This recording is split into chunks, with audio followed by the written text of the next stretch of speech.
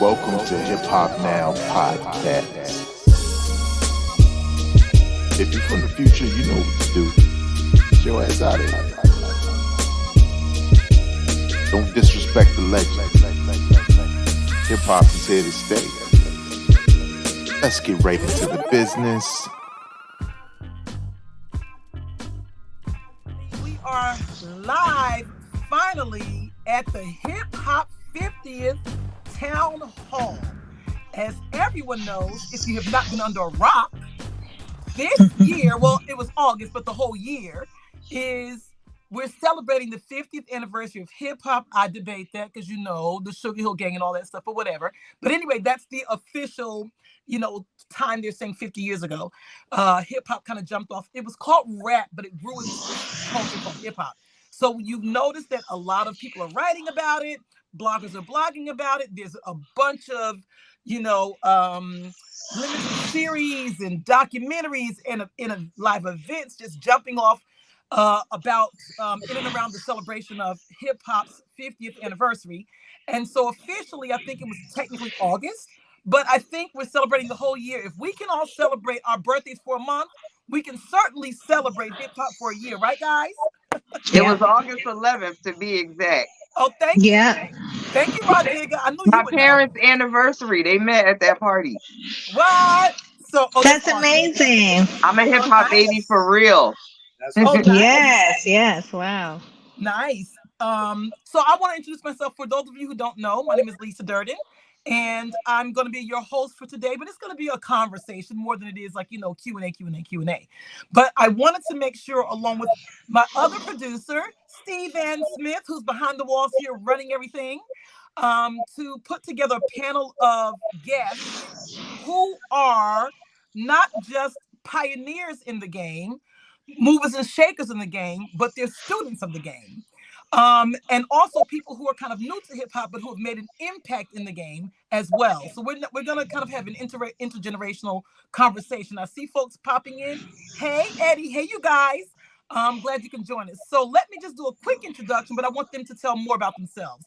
So I've got to bring up my girl, Rodriga. I mean, if you don't know who that is, I'm sorry for you. She's the real. Rodriga's a rapper. I don't know other ventures she does, but I just know her as a rapper. She kills it. She can spit, rhyme. And recently, because of the celebration, she was one of the featured hip hop artists in the Ladies First documentary that was on, I think, Hulu. So she's Netflix. Netflix. Oh, sorry. Thank you, Netflix. Okay, I'm used to my Hulu stuff. Netflix, streaming sites. Thank you for correcting me. So she did a great job. You were looking amazing as well. Thank you. You're welcome. And then Tracy Baker Simmons, who I've known for 1,000 years. 500 years. Tracy Baker, 500 years. Tracy Baker Simmons is the undisputed pioneer of reality show. She is the creator of Being Bobby Brown. Remember that show? Whoop, whoop. And she's done many shows. I won't list that. She can kind of tell more about herself. But most recently, because of the celebration of the 50th years of hip hop, she has a show on A&E right now called Hip Hop Treasures, featuring all the greats. So check that out. And she has more things she'll talk about in her deeper conversation. And Terrence L. Bankston, who is SK the General, aka Skrilla, Get Skrilla, and my actual cousin, because black folks call everybody their cousin. But this is my actual cousin, Terrence Bankston. He's got a stage name, SK the General. He's a rapper. He was known for the hip hop conference he did in Newark every year. So he'll talk more about what he's been doing as well. And new to me is Tracy Lee Honey. He's a rapper / esquire. I mean, he's a lawyer. He's a lawyer, y'all. He's a lawyer. Hey, Judge. Hey. So he's a lawyer as well. But listen, I love how people have careers and they pivot to other careers because hip hop is a culture. So I'm loving the fact that you have your education and you also still decided I can merge those two things together. And I think they make sense. So that's the panel. And we're waiting for Wonder Mike. So when he wants to pop in and get ready to pop in, he'll come in. Wonder Mike is going to join us when he's ready and he's available. He's from the Sugar Hill Gang, so we'll talk more about him. In the meantime, Rod Digger, tell me more about what's going on, and we'll go across the board. Rod Digger, then we'll go to Tracy, Terrence, and then and the other Tracy Lee, and then we'll get this party started with some questions. And listen, it's a conversation, so I have a few things to get the conversation started, but we can kind of like jump in if it's something I didn't think about. We're just gonna really do this thing, right. So, Rod Digger, what's going on with you lately, sis?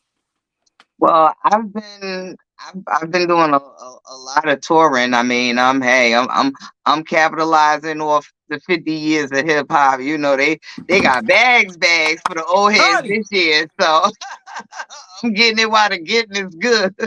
And I've been, I mean, I've had some success in acting.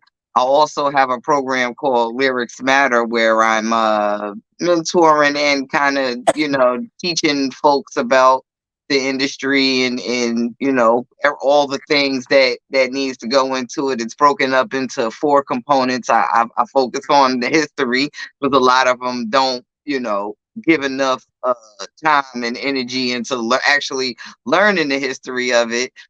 Artist development, something that uh, has pretty much been all but gone. So we need to get that back. We throwing bags at these young artists, but not really psychologically preparing them for what's to come, and you're seeing the fallout. Entrepreneurship, how to make a successful career out of what you love doing, how to turn your hobbies into a profit, and rap techniques where I'm actually like going through exercises with them, showing them, some couple of tricks I'm sharing about how I come up with my verses. So it's a 4-part course, and I do it globally. I just recently became a part of the Next Level movement. So now I'm actually a cultural ambassador for the United States government, where we get government funding to go abroad and teach hip hop culture and stuff. So I'm a little bit all over the place. I would like to get some music out before this year is over. I think it would be a travesty if I don't at least drop a song during the 50th anniversary of hip hop. But to be quite honest, hey, they want to keep paying for party and bullshit and the Mariah record, I'm all for it. But I feel like I owe it to myself and my spitting fans to at least take one last trip to the rodeo. Yes. And listen, I was ready for today, y'all, because I got my hip hop swag on. I'm popping my collar. I'm funky, fresh, and fly. Back we said funky, fresh, and fly back in the day. Okay. I'm lit. I sound crazy. Go ahead, Tracy, you're next. I still say I'm fresh. not. I'm I not. never stop using the word fresh. Right? Never. Yes, exactly. This is dope. Yes, exactly. Hilarious. So currently as Lisa said, have a series that I executive produced and actually directed called Hip Hop Treasures on A&E, where actually we were looking for some of the most iconic hip hop items. We were looking for the Biggie crown, we were with Tresh looking for the machete, we were with Fat Joe looking for artifacts with him of him and Pun, and we found the original shovel. It was just like a whole plethora of artists. I think we covered over the course of the series 18 artists looking for various artifacts, and found out a lot of people lost their items in storage facilities. So, and then a lot of people, I mean, it was interesting because DMC was saying at the time, when you're in it, you didn't think like someday someone would want my sneaker or someone would want my leather jacket. So it was super, super fun. Ice-T and LL Cool J were the hosts.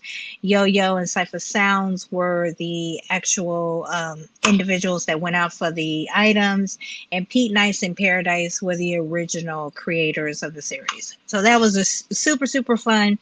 My career has always been in music as well as in the creative storytelling space. I worked with Organized Noise, who actually created and founded Outkast and Goody Mob. Um, and I actually produced some of the first Sprite Obey Your Thirst commercials with Grand Puba, with Pete Rock and CL Smooth, with Red Alert and KRS One. So I love hip hop, and it's just a part of my DNA to also inundate myself with telling stories in that space, as well as telling stories like creating the series Being Bobby Brown. And I just also wrapped production on a 4-part doc series for a company called House of Nonfiction, uh, which is going to be distributed through Showtime, actually on women in hip hop, the historical timeline showing the pioneers all the way to the future, and the ones who sort of blew it up, and then the disruptors. So, needless to say, I love telling those types of stories and just being a part of making sure that people like really get the truth and understand the culture. Yes, because hip hop is a culture. I know that when I heard my first rap song, that's why I was so glad to be able to book Wonder Mike. I was about 13. I'm telling my age when uh the Sugar Hill Gang's album first came out, and a hip hop, a hippie. So we called it rap music. But then over the course of time, and we'll talk more about how it became a culture, it became bigger than just the music. So to your point, I do agree 1,000%. So Yeah, and um Wonder Mike is the Sugar Wonder Mike and Leland it's Robinson's family. They're on that as well, on the series, and he actually gets to see the first album that they did, and they literally hand wrote the labels, and it was the first time in 50 years that he had actually seen the wax and seen his handwriting on that label. hmm I love that. Okay, TLB. That's my nickname for Terrence. So yes, the name is Terrence L. Bankston, and the SK to General actually was a name that was given or assigned to me, I should sort of say, as I when I was at Bloomfield College. Pretty much, I can say even before then, in elementary school and high school, I just took hip hop culture everywhere I went. And for us back then, we would see the Rod Diggers of the world, even the radio hosts, popular ones like Wendy Williams, will be at Brokers in New Jersey. I can remember hosting when they started allowing us to host rap concerts again, being one of the few independent artists to be able to get access to the parties that Remy Martins and some of those and Fat Joes and those type of artists that were coming out of New York, but now coming over to New Jersey. Jadakiss performing at the Robert Tree again. Brokers was like a primary place that allowed us to have those type of concerts, and it kind of just gave me a natural thing. I mean, I started out like Tupac dancing, and then making music was obviously an outlet to sort of just communicate, but also entertain not just my friends, but our peers.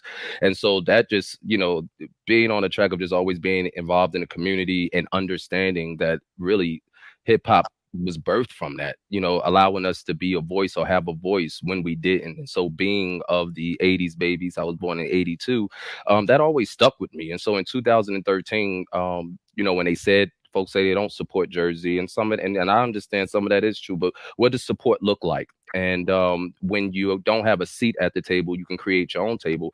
And we were able to do that with folks like our one of our current council people, Do It All from Lords of Underground, with Rod Digger and Redman and Wyclef, who I was able to do his book stop here at Essex County College. All of those type of things, people who really bought into that model, if you build it, they will come. And so came the hip hop press conference, and it was about keeping the red carpet there, but bridging the gap between the block and the boardroom, having our icons, like some of them I've named, but also up and coming folks, the battle rappers, even because we operate in these silos in hip hop, and we have few opportunities outside of certain award shows where we all can come together and celebrate each other. And particularly in New Jersey, we really weren't doing that. And so the hip hop press conference allowed us to do that. We are, I think, on our 10th conference, planning the 11th.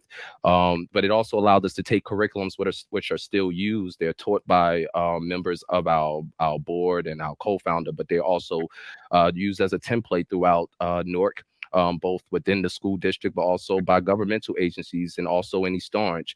We have curriculums in Camden as well. And so it's about teaching folks a lot of what Rodrigo just told on, but also putting them in the atmosphere, not just being inspiring to them because of an accolade or an accomplishment or a rap bar, but being empowering them with information.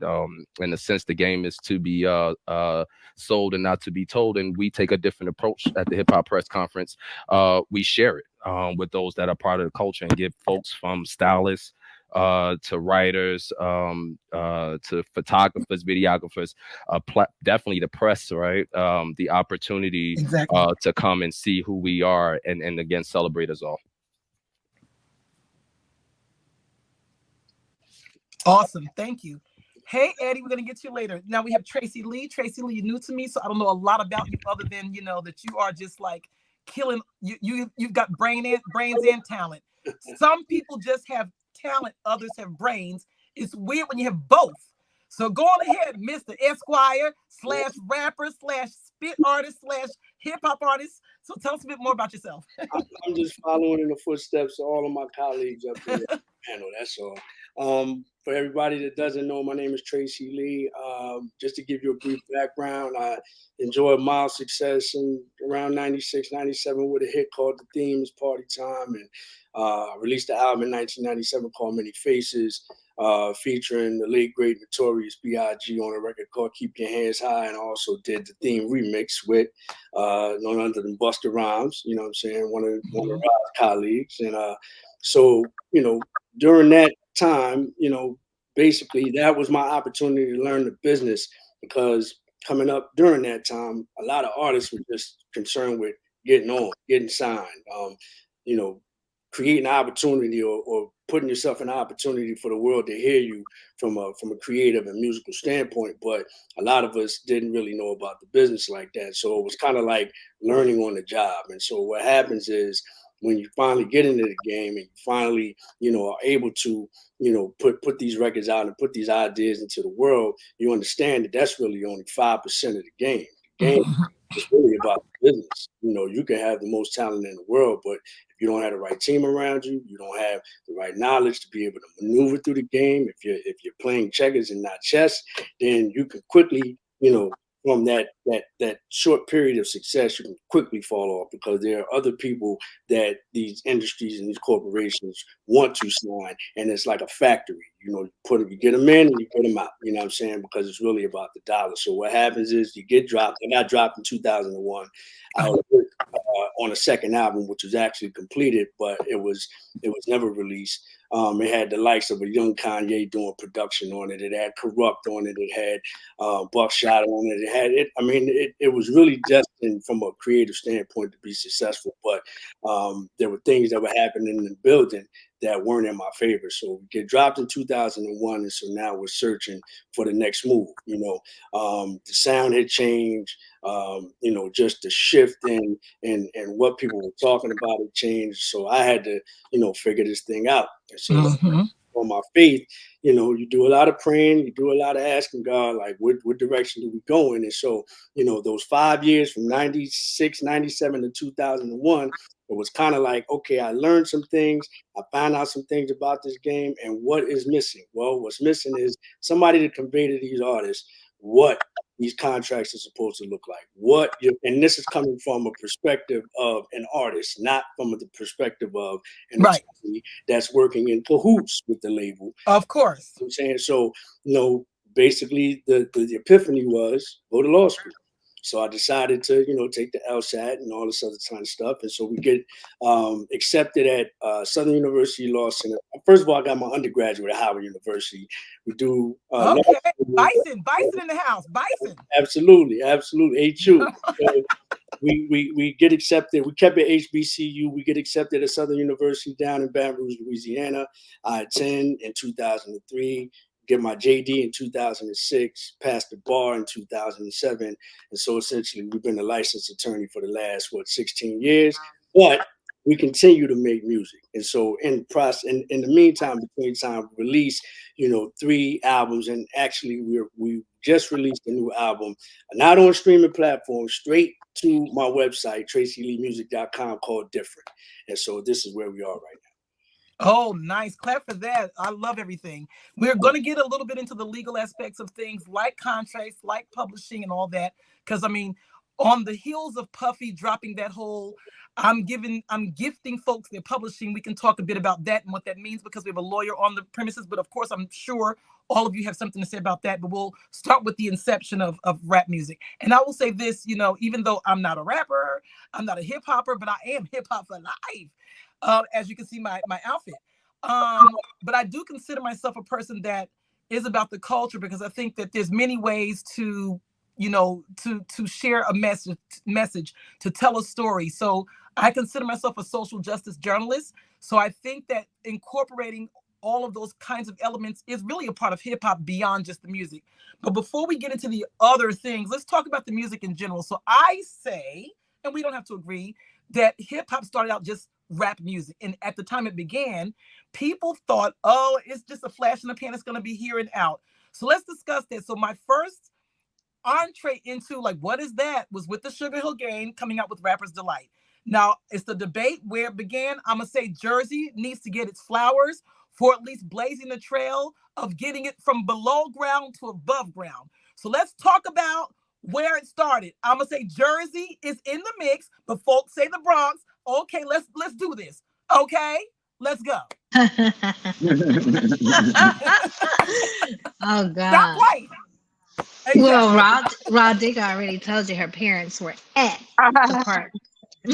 Well, I look at it like this. I feel like, because I've heard several conversations with people debating that, because rapping was actually taking place, simultaneously all over.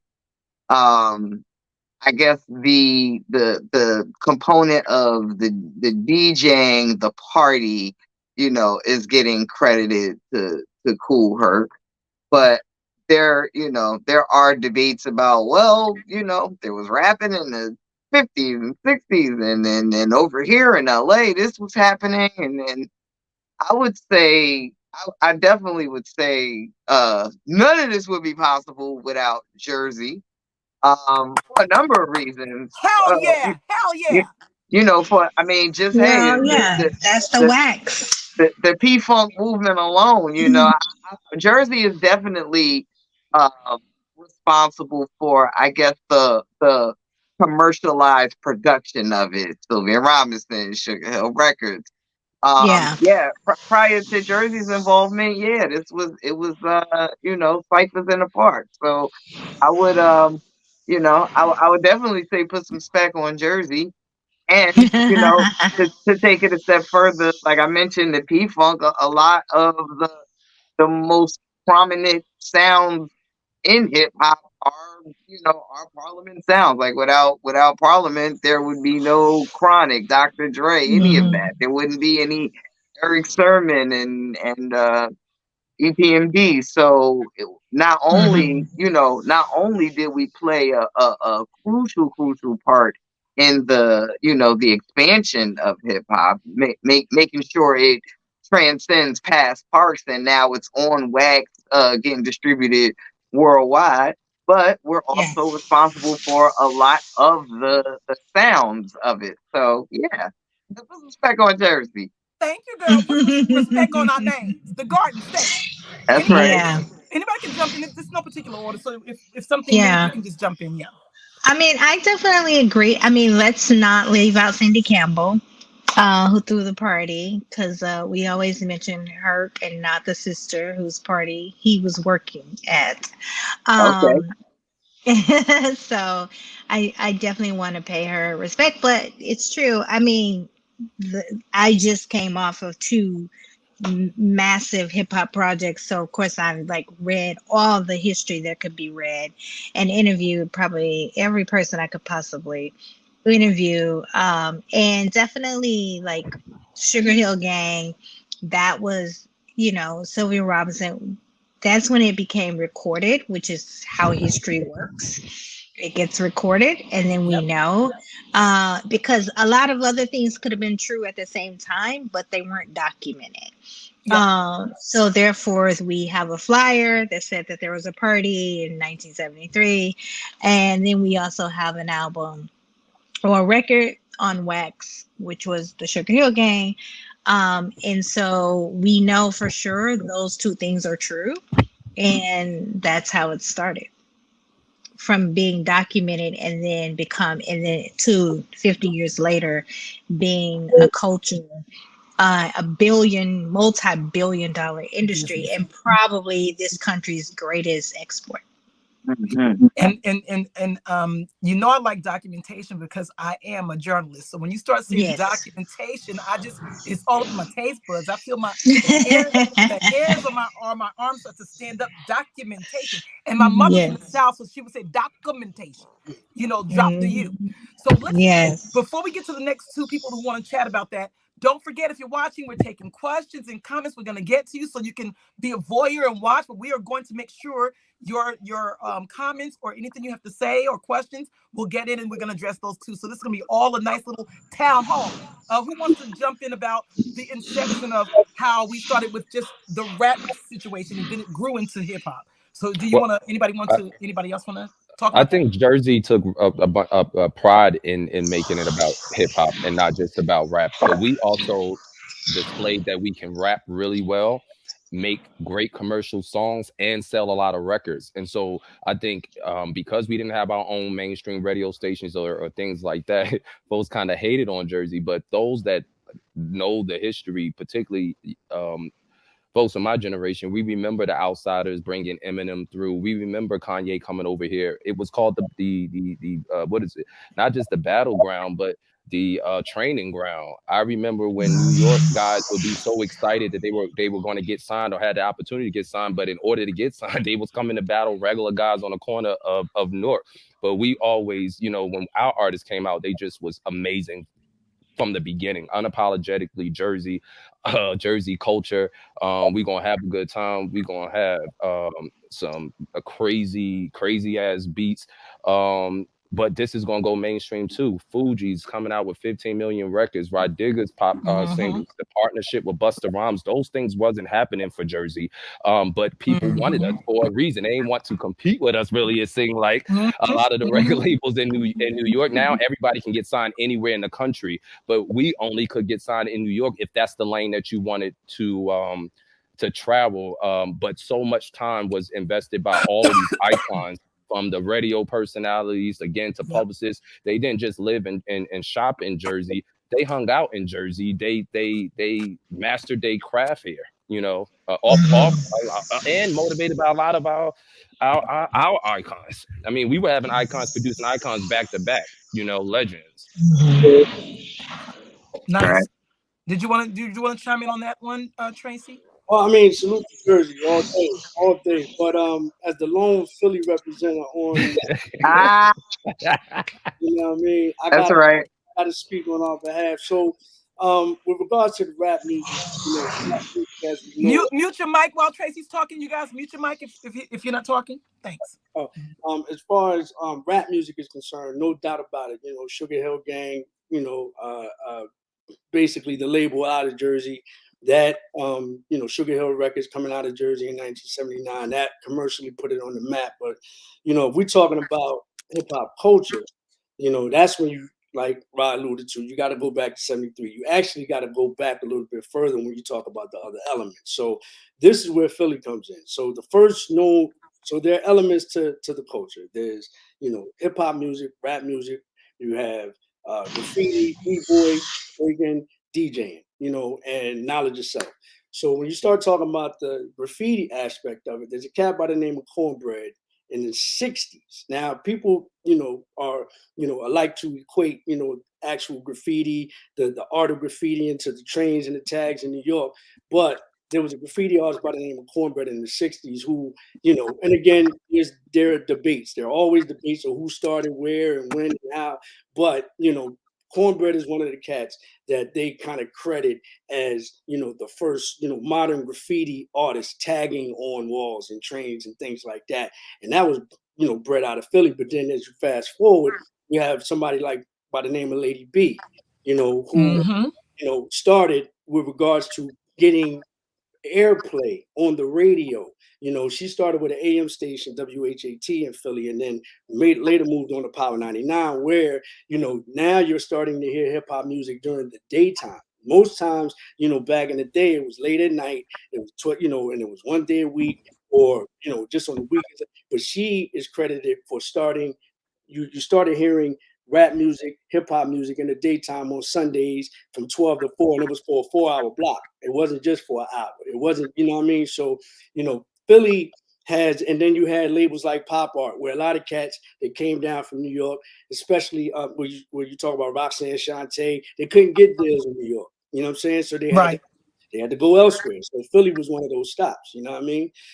So that's, you know, you start talking about the inception of the culture and what started where and who and how. You know, you have to include, you know, in addition to the rap music aspect of it, you have to include the other elements of culture. I But agree. when we interviewed Lady B, she did credit Mr. Magic for her. I Like remember Mr. she, Magic.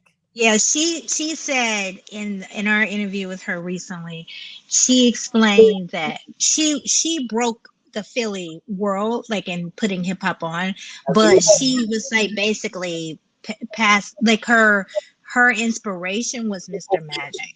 Oh, for sure. Absolutely. Mm-hmm. I Yeah, see. so I see a lot of folks putting comments in. Grandmaster Neil, and I see you guys keep putting your comments in there. We're gonna, if you have any questions, let us know.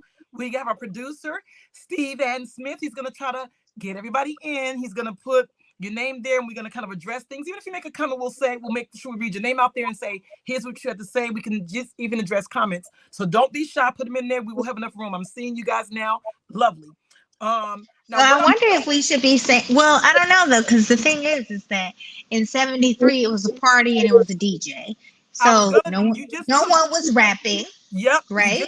you just took And the words. Tracy is saying in the '60s there was the graffiti, which is another element because it's Right, graffiti, breakdancing, right, MC, then the DJ. So, and I can't right. remember the fifth element, but there are five elements. We learned that on Hip Hop Treasures. But I'm wondering, yeah, there is a discrepancy then, as opposed to, is it really the 50-year anniversary? That's right. So here's my thing, and you brought up. I made notes. DJs, MCs. Let's talk about five elements. So before I do that, let me just say this: since I'm a journalist, I like facts, and I don't like alternative facts either. I like actual facts. So Mhm. the fact is, rapping isn't new. It goes back to Africa. They didn't call it rapping. We've always done call response in the culture from the beginning of time. But for this for this conversation in the art form, then Mhm. that's what we're having. That's how I see the conversation. But that's just me. But no, the talking while playing music and things is not a new thing, but we made it into, I guess, a musical genre. But now Well, let's get in. Oh yeah, go I, ahead. I, Then we'll I get just into the DJs and MCs. I think the talking over rap is where we lose one of the major elements of hip hop. It's the one that's Okay. least spoken about when it comes to us, knowledge. So when we have this plethora of MCs, people who can talk over a mic, the rapping part is a skill, right? And there's Exactly. even elements to that and styles to that. But when we talk about knowledge, it was about understanding that emceeing was just the ability to get what it was, to keep the crowd hype, right? To get the party amp. And there was some hits, iconic hits we have now where the person is just red alert, just talking over the record. Kirk Franklin took a page out of that book. So hip hop definitely has influenced a lot of genres and approaches to music. But I think that particularly in this era, you know, it's okay to talk on records and not actually test your skill, regardless of your style or your approach to the rap thing. And so I think that is something that most people, I think, want to see. A lot of people maybe want to see come back, but when you talk about the block and the boardroom concept, the folks that are approving the songs that speak for us, that people hear around the world all the time, whether it's streaming or on the radio, it's white men that's choosing these songs, or there's black men that's okay in these songs because this is what the white man want us to play. One way or another, we're not making, still 50 years later, we are not the primary Mm-hmm. decision makers. We're not the primary stakeholders. And so I think, understanding all five of the elements, but how they connect to your life and how they Mm-hmm. connect to the history, I think is important. I agree. And like things like scatting, that's rap. There's all kinds of forms of rap. Even I did the research when I was pitching this concept to Stephen to be on WBGO, but we'll talk about that later. I did a lot of research about, and we'll talk a little bit about sampling, but the jazz angle. There's a huge jazz angle to rap music. Rap music ripped a page out of the book of jazz, because there's lots of talking in jazz and scatting in jazz long before rap. Mhm. And then we had the blues before that and all of these other kinds of things. So just kind of like to pay homage while we're talking. Now let's get to the whole debate about, like DJs versus MCs or the five elements. So let me know what order, because I'm just kind of like, I'm here to learn too. So in my perception, I thought, like, at the time, the most important thing about rapping was the DJ. And is it or the MC, or the DJ was separate of the MC and then the rapper? Break that down for me, whoever wants to jump in. And then Damn, my mic was muted this whole time. I was over here talking my ass off. What? Stop talking to Wait, Rod Digger, stop talking to yourself, because you don't want to answer back. Go ahead. Right. Digger was MCing and rapping. Exactly. Like, what's going on over there? I'm just talking away. Like, hello. Yeah. I'm like, oh snap, I'm on mute. Right. So this is what I was gonna say about the 50 years, right? I think because an argument can be made that, graffiti was happening long ago. I mean, hell, graffiti can be traced all the way back to hieroglyphics. We know rapping goes back to Africa. Exactly. How long folks been dancing. So because all of these things can actually, an argument can be made for these things going on for infinity. Is it safe to say that we're going to credit this being the 50th year when all the elements came together? I would say 73 is the year that, the DJ officialized what he was doing. There was an immediate need for that DJ to get some call and response going. So he then in turn gets the rapper. The tagging has been going on, so now we've got our backdrop for our DJ and our rapper. And hey, while this is going on, folks is in the crowd dancing. So I would say we're gonna call it 50 years of all of these elements coming together and culminating hip hop culture.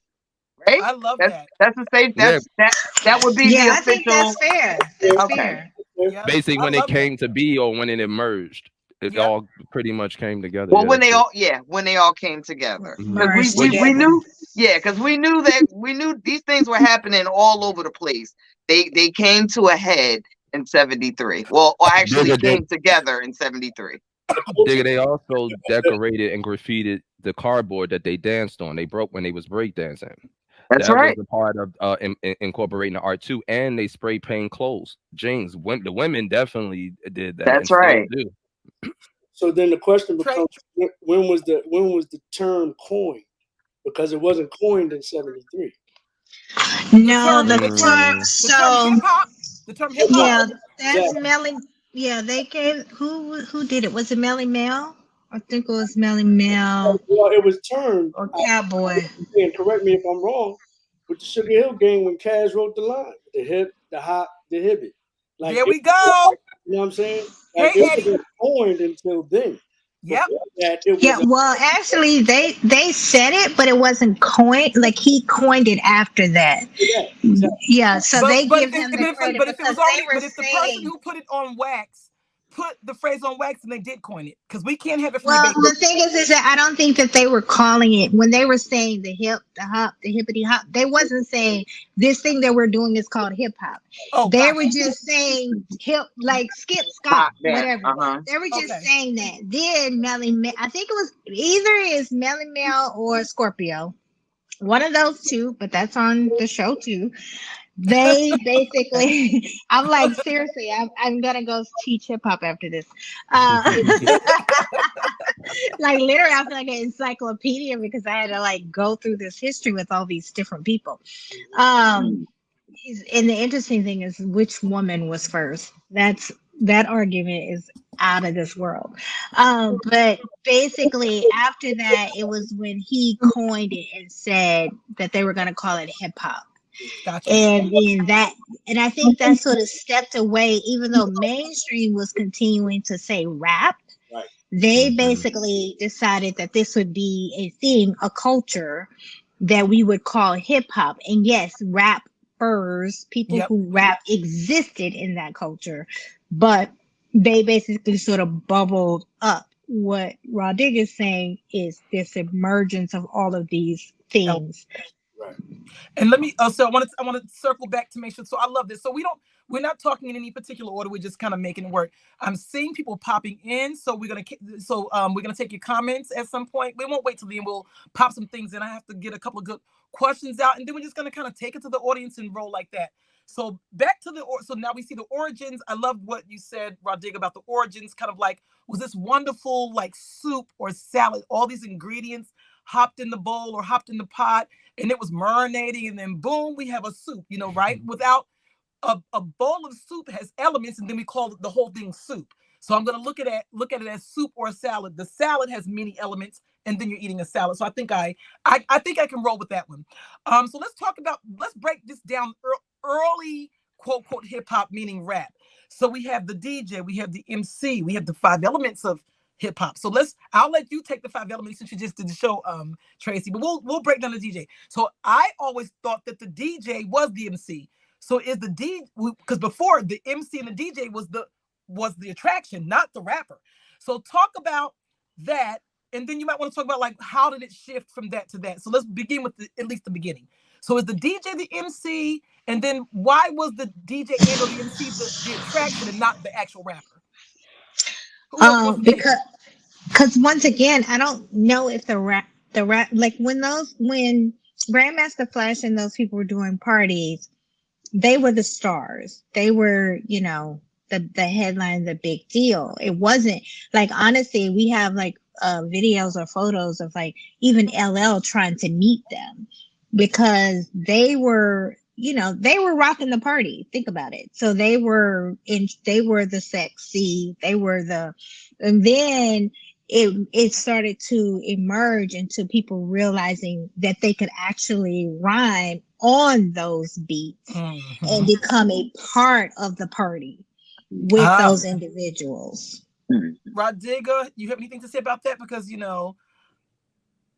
well, I interesting. love the DJ and the MC, and I miss that in hip hop. So I want to know the origins of how all that came to be. So that's Tracy's point of view. I just so I am like the honorary host of MC Chirac Day every year in the Bronx. It's like the first Saturday in June of every year.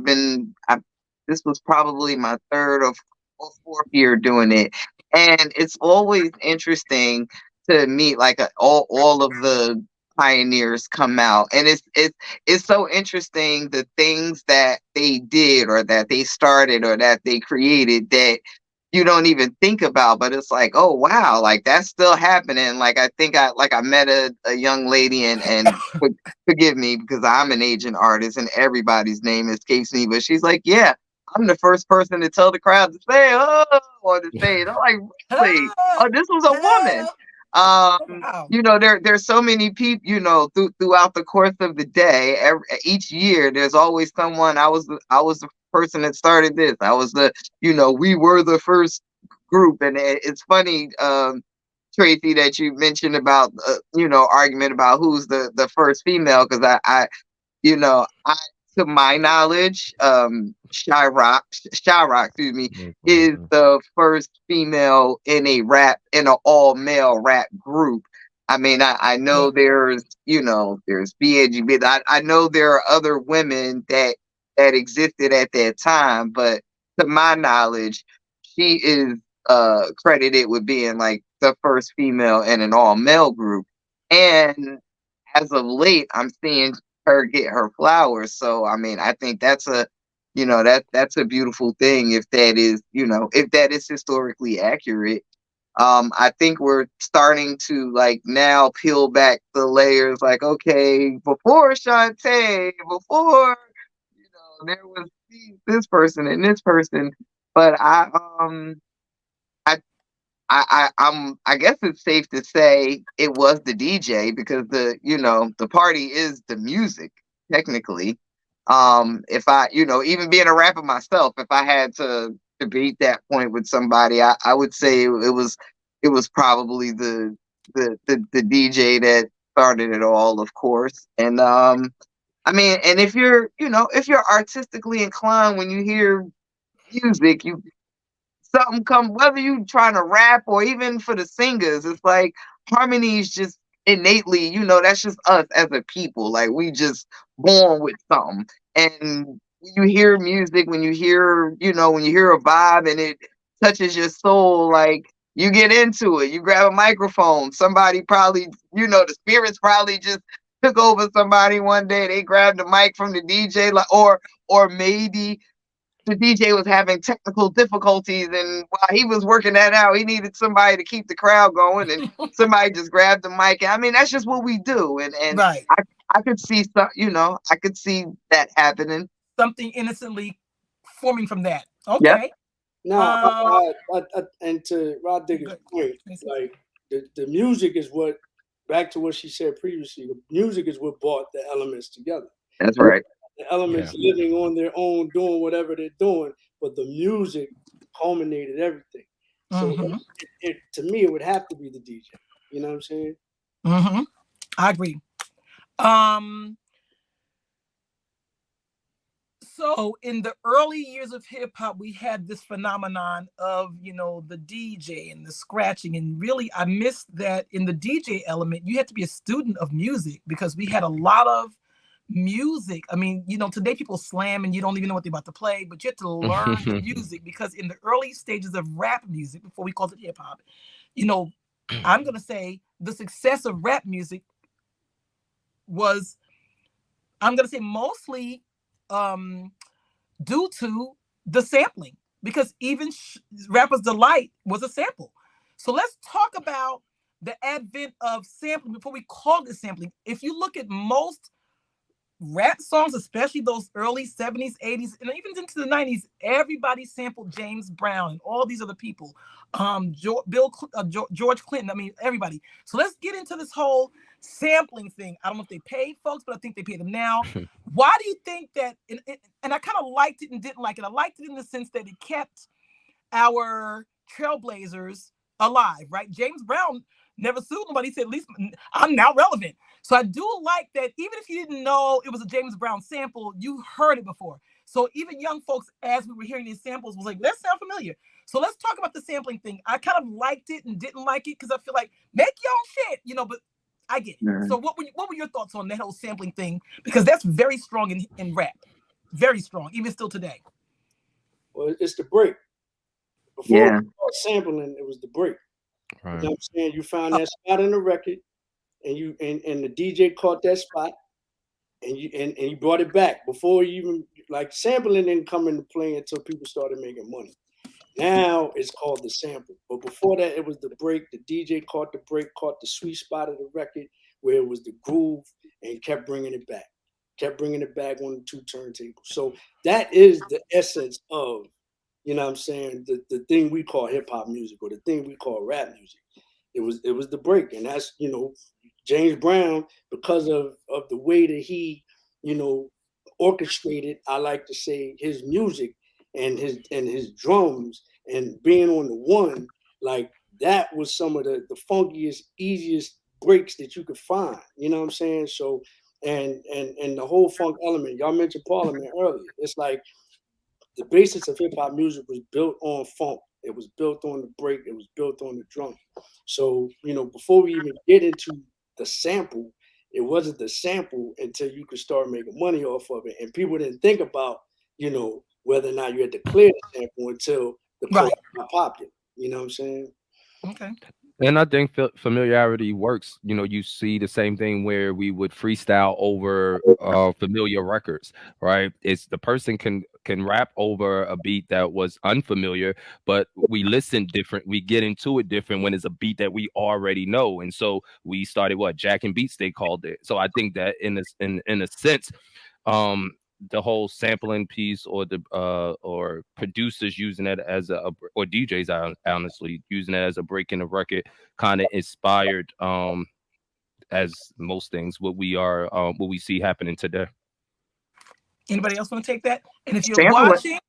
you're watching, put your questions or your comments. We're going to get to you in about 5 or 10 minutes. We're going to kind of open it up to just dialogue, because we want this to be a town hall and a conversation. I'm sorry, Rajika? No, you're fine. I want to say sampling is probably the biggest reason that I even started listening to rap music. Like it's what drew me to it, because I started recognizing I started recognizing samples from the music that my parents was playing. So that's what made me like hone in and pay attention to what is this? And then I'm hearing the words, I'm hearing an art form that I've never heard before. It's like, oh, we rapping, and that's what really had me paying attention, because you remember in those days we didn't have these segregated radio stations. It wasn't hip hop and R&B over here and rock over here, and everything was all one station. It was like how you were getting. You're getting Blondie on the same station as Curtis Blow, on the same station as Aerosmith. It was like all one station. Right. So I would, when I heard the rap, like throughout all of that, like when I would hear the samples from my parents' music, it's what cut through the noise for me. Like, oh, okay, that's that reggae my mom used to play. Exactly. Right, and it was, it would be a break beat of some sort. So yeah, the No, sampling, I think, is probably the biggest part of the explosion of rap music. Hip hop. yeah. And I Yeah, think, I think it was. no, go ahead. Oh, a nice factoid, Blondie. Child, And please. speaking of rap, first female to actually record rap on a record. Well, that's not true, but we know that rap was, we had scatters and all that. That's not true, but I get what you're saying. Well, hip hop or rap as we As know we're it calling it, from the culture. Yes, we've exactly. we've had gospel people do it. Mahalia Jackson. People have done it a million times. What But do they you? want. So What Blondie, year was I'm that? sorry, Blondie, you ain't getting that one. Well, the But group is called Blondie. then we can't credit Sugar Hill Gang. That Blondie was what, 79? That was 79, right? Or 78? 79. Yeah. 79. And she did bring folks on SNL with her. So okay, fine, I'll be nice. Yeah, because Lady B. Well, I'm saying if we don't count Blondie, then we can't count, and we're going back to Mahalia Jackson. Then we can say Sugar Hill wasn't the first either, and then we go discredit the whole thing. We back to the park and was that No, first? So we not discounting Blondie. You know what it is? It's like we while we appreciate Blondie's contributions, we also don't want this revisionist history 100 years from now that's Thank crediting you. this thing to a white girl. I think And that's a lot of people's problem with Blondie. because people call what's his name, the king of pop, king of rock and roll. He's not the king of rock and roll. Chuck Berry's other names. But so they stole our stuff. So I mean, this is not the conversation. You just do your homework. That's for Another story for another day.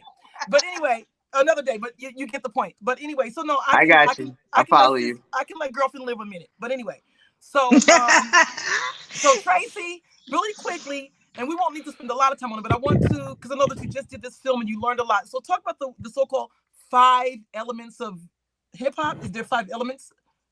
Yeah, we did. I think we named them the what is it? The Knowledge graffiti. itself is that fifth one.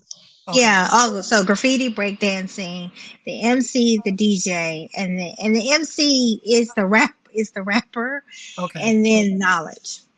Oh, okay. Nice. So you all got that Because piece of remember, it information. wasn't always about rapping. The poetry was our, that whole Yeah, open spoken word, that's hip hop. Exactly. That's yeah, hip hop. Mhm. So it wasn't that you had to rap. You could speak, but it's how you spoke. Our yeah. mayor, Raz Baraka, he's someone who can deliver poetry over music well. Not Mhm. Right. everybody can do that. You know what I mean? Right. So, Right. No, I love that. I mean, and before in the beginning, it was about, like you said, look, people had battles and they would hmm like talk to each other and talk crazy, hmm whatever. hmm But in general and overall, it wasn't until 87 or 88 that the word bitch was actually introduced. Child. And So yeah. we went over 10 years before the art form began to change and become this space where they were, and that actually we can credit to the West Coast.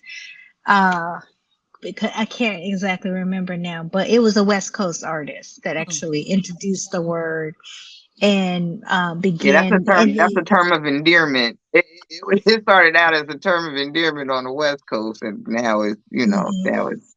Well, I'm of the Queen Latifah ilk. Who you calling a bitch? Okay, and let's okay, you and I T Y, that's a unity. Ooh, anyway, okay. I love my girl with Queen Latifah. But anyway, so let's talk about that a little bit. So there were different iterations of rap music as we built into this whole genre we call, hip hop. So let's go through really quickly like a lightning round of like, the early rap in 1970s. Let's talk about that. Happy rap, 1970s, 80s, 90s, and into the 2000s. Who wants to take the 70s and talk about, like, oh my God, the happy rapper Curtis Blow and, the sugar gang. Oh yeah, oh yeah. So talk about the happy rap era and why that was so important and how we got from that to the 80s. Anybody can take that if they want, or Oh. not, or not. I'm like, I get the Well, treacherous and the furious is confused sometimes, so I'm about for the Oh 70s. God, I don't know if any of us remember Well, all no, of I that think shit. in the early, I think in the early rap years, you had like both. You had happy rapper, but then you also had those other people singing like The about their life. knowledge you had, But it wasn't, yeah, but it you wasn't like had. calling people bitches and hoes. So you can add to. You don't have to do Oh, what I'm saying exactly. Jump in. Yeah, Yeah, it was all it like, was still the positive. message. It was the Yeah, message and Curtis yeah. Blow.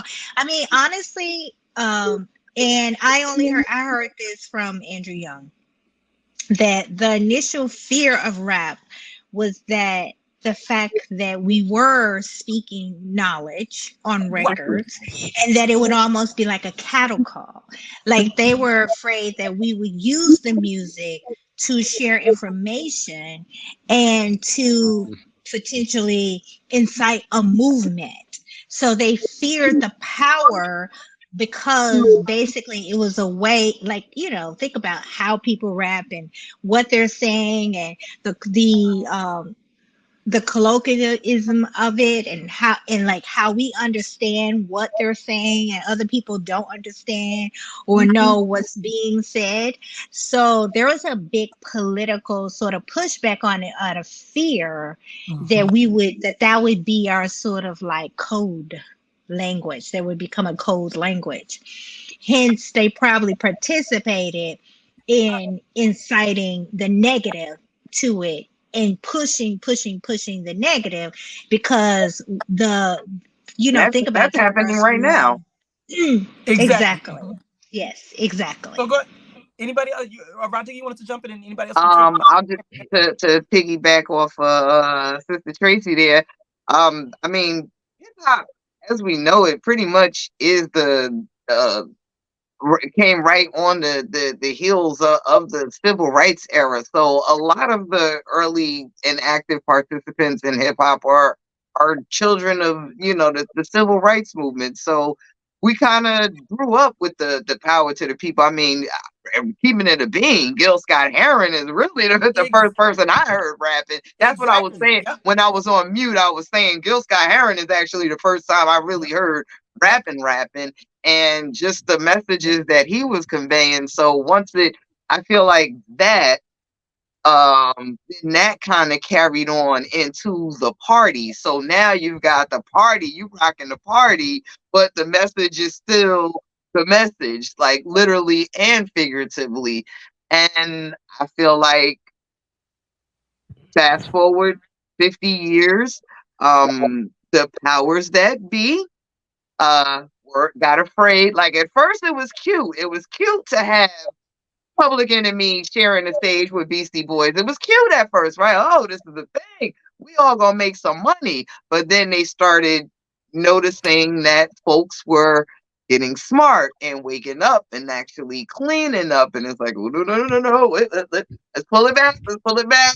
Let's and a lot of the pioneers will talk about this. I've heard Kumo D speak in depth about how he felt like there was it was purposeful to inject the gangster rap coming from the West Coast and to kind of derail the messages that was happening from the East Coast. But then what freaked them out is them gangsters then flipped the script on them and started saying fuck the police and started rapping about police brutality and oppression. It was like, wait, whoa, that's not what we planned with them. So then they started getting, they started putting the foots on their neck. So then and hip hop has always been competitive in nature. Like I kind of get annoyed when people talk about, oh, the rappers being pit against each other. No, that's how we quelled our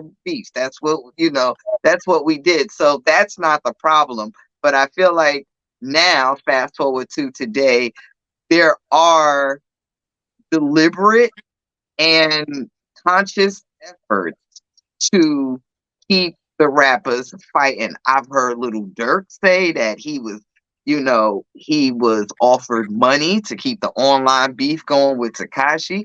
I've heard numerous rappers, say this. And now you notice it used to be prideful to call yourself a rapper. Like everybody couldn't do it. Like to be a rapper, to be an MC was like a real, testament to yourself. Now, every time somebody gets shot in the news, rapper such and such, how is such and such a rapper? He did a video in the crib, put it up on YouTube, and now he's a quote unquote rapper. I think they even recently tried to call one of these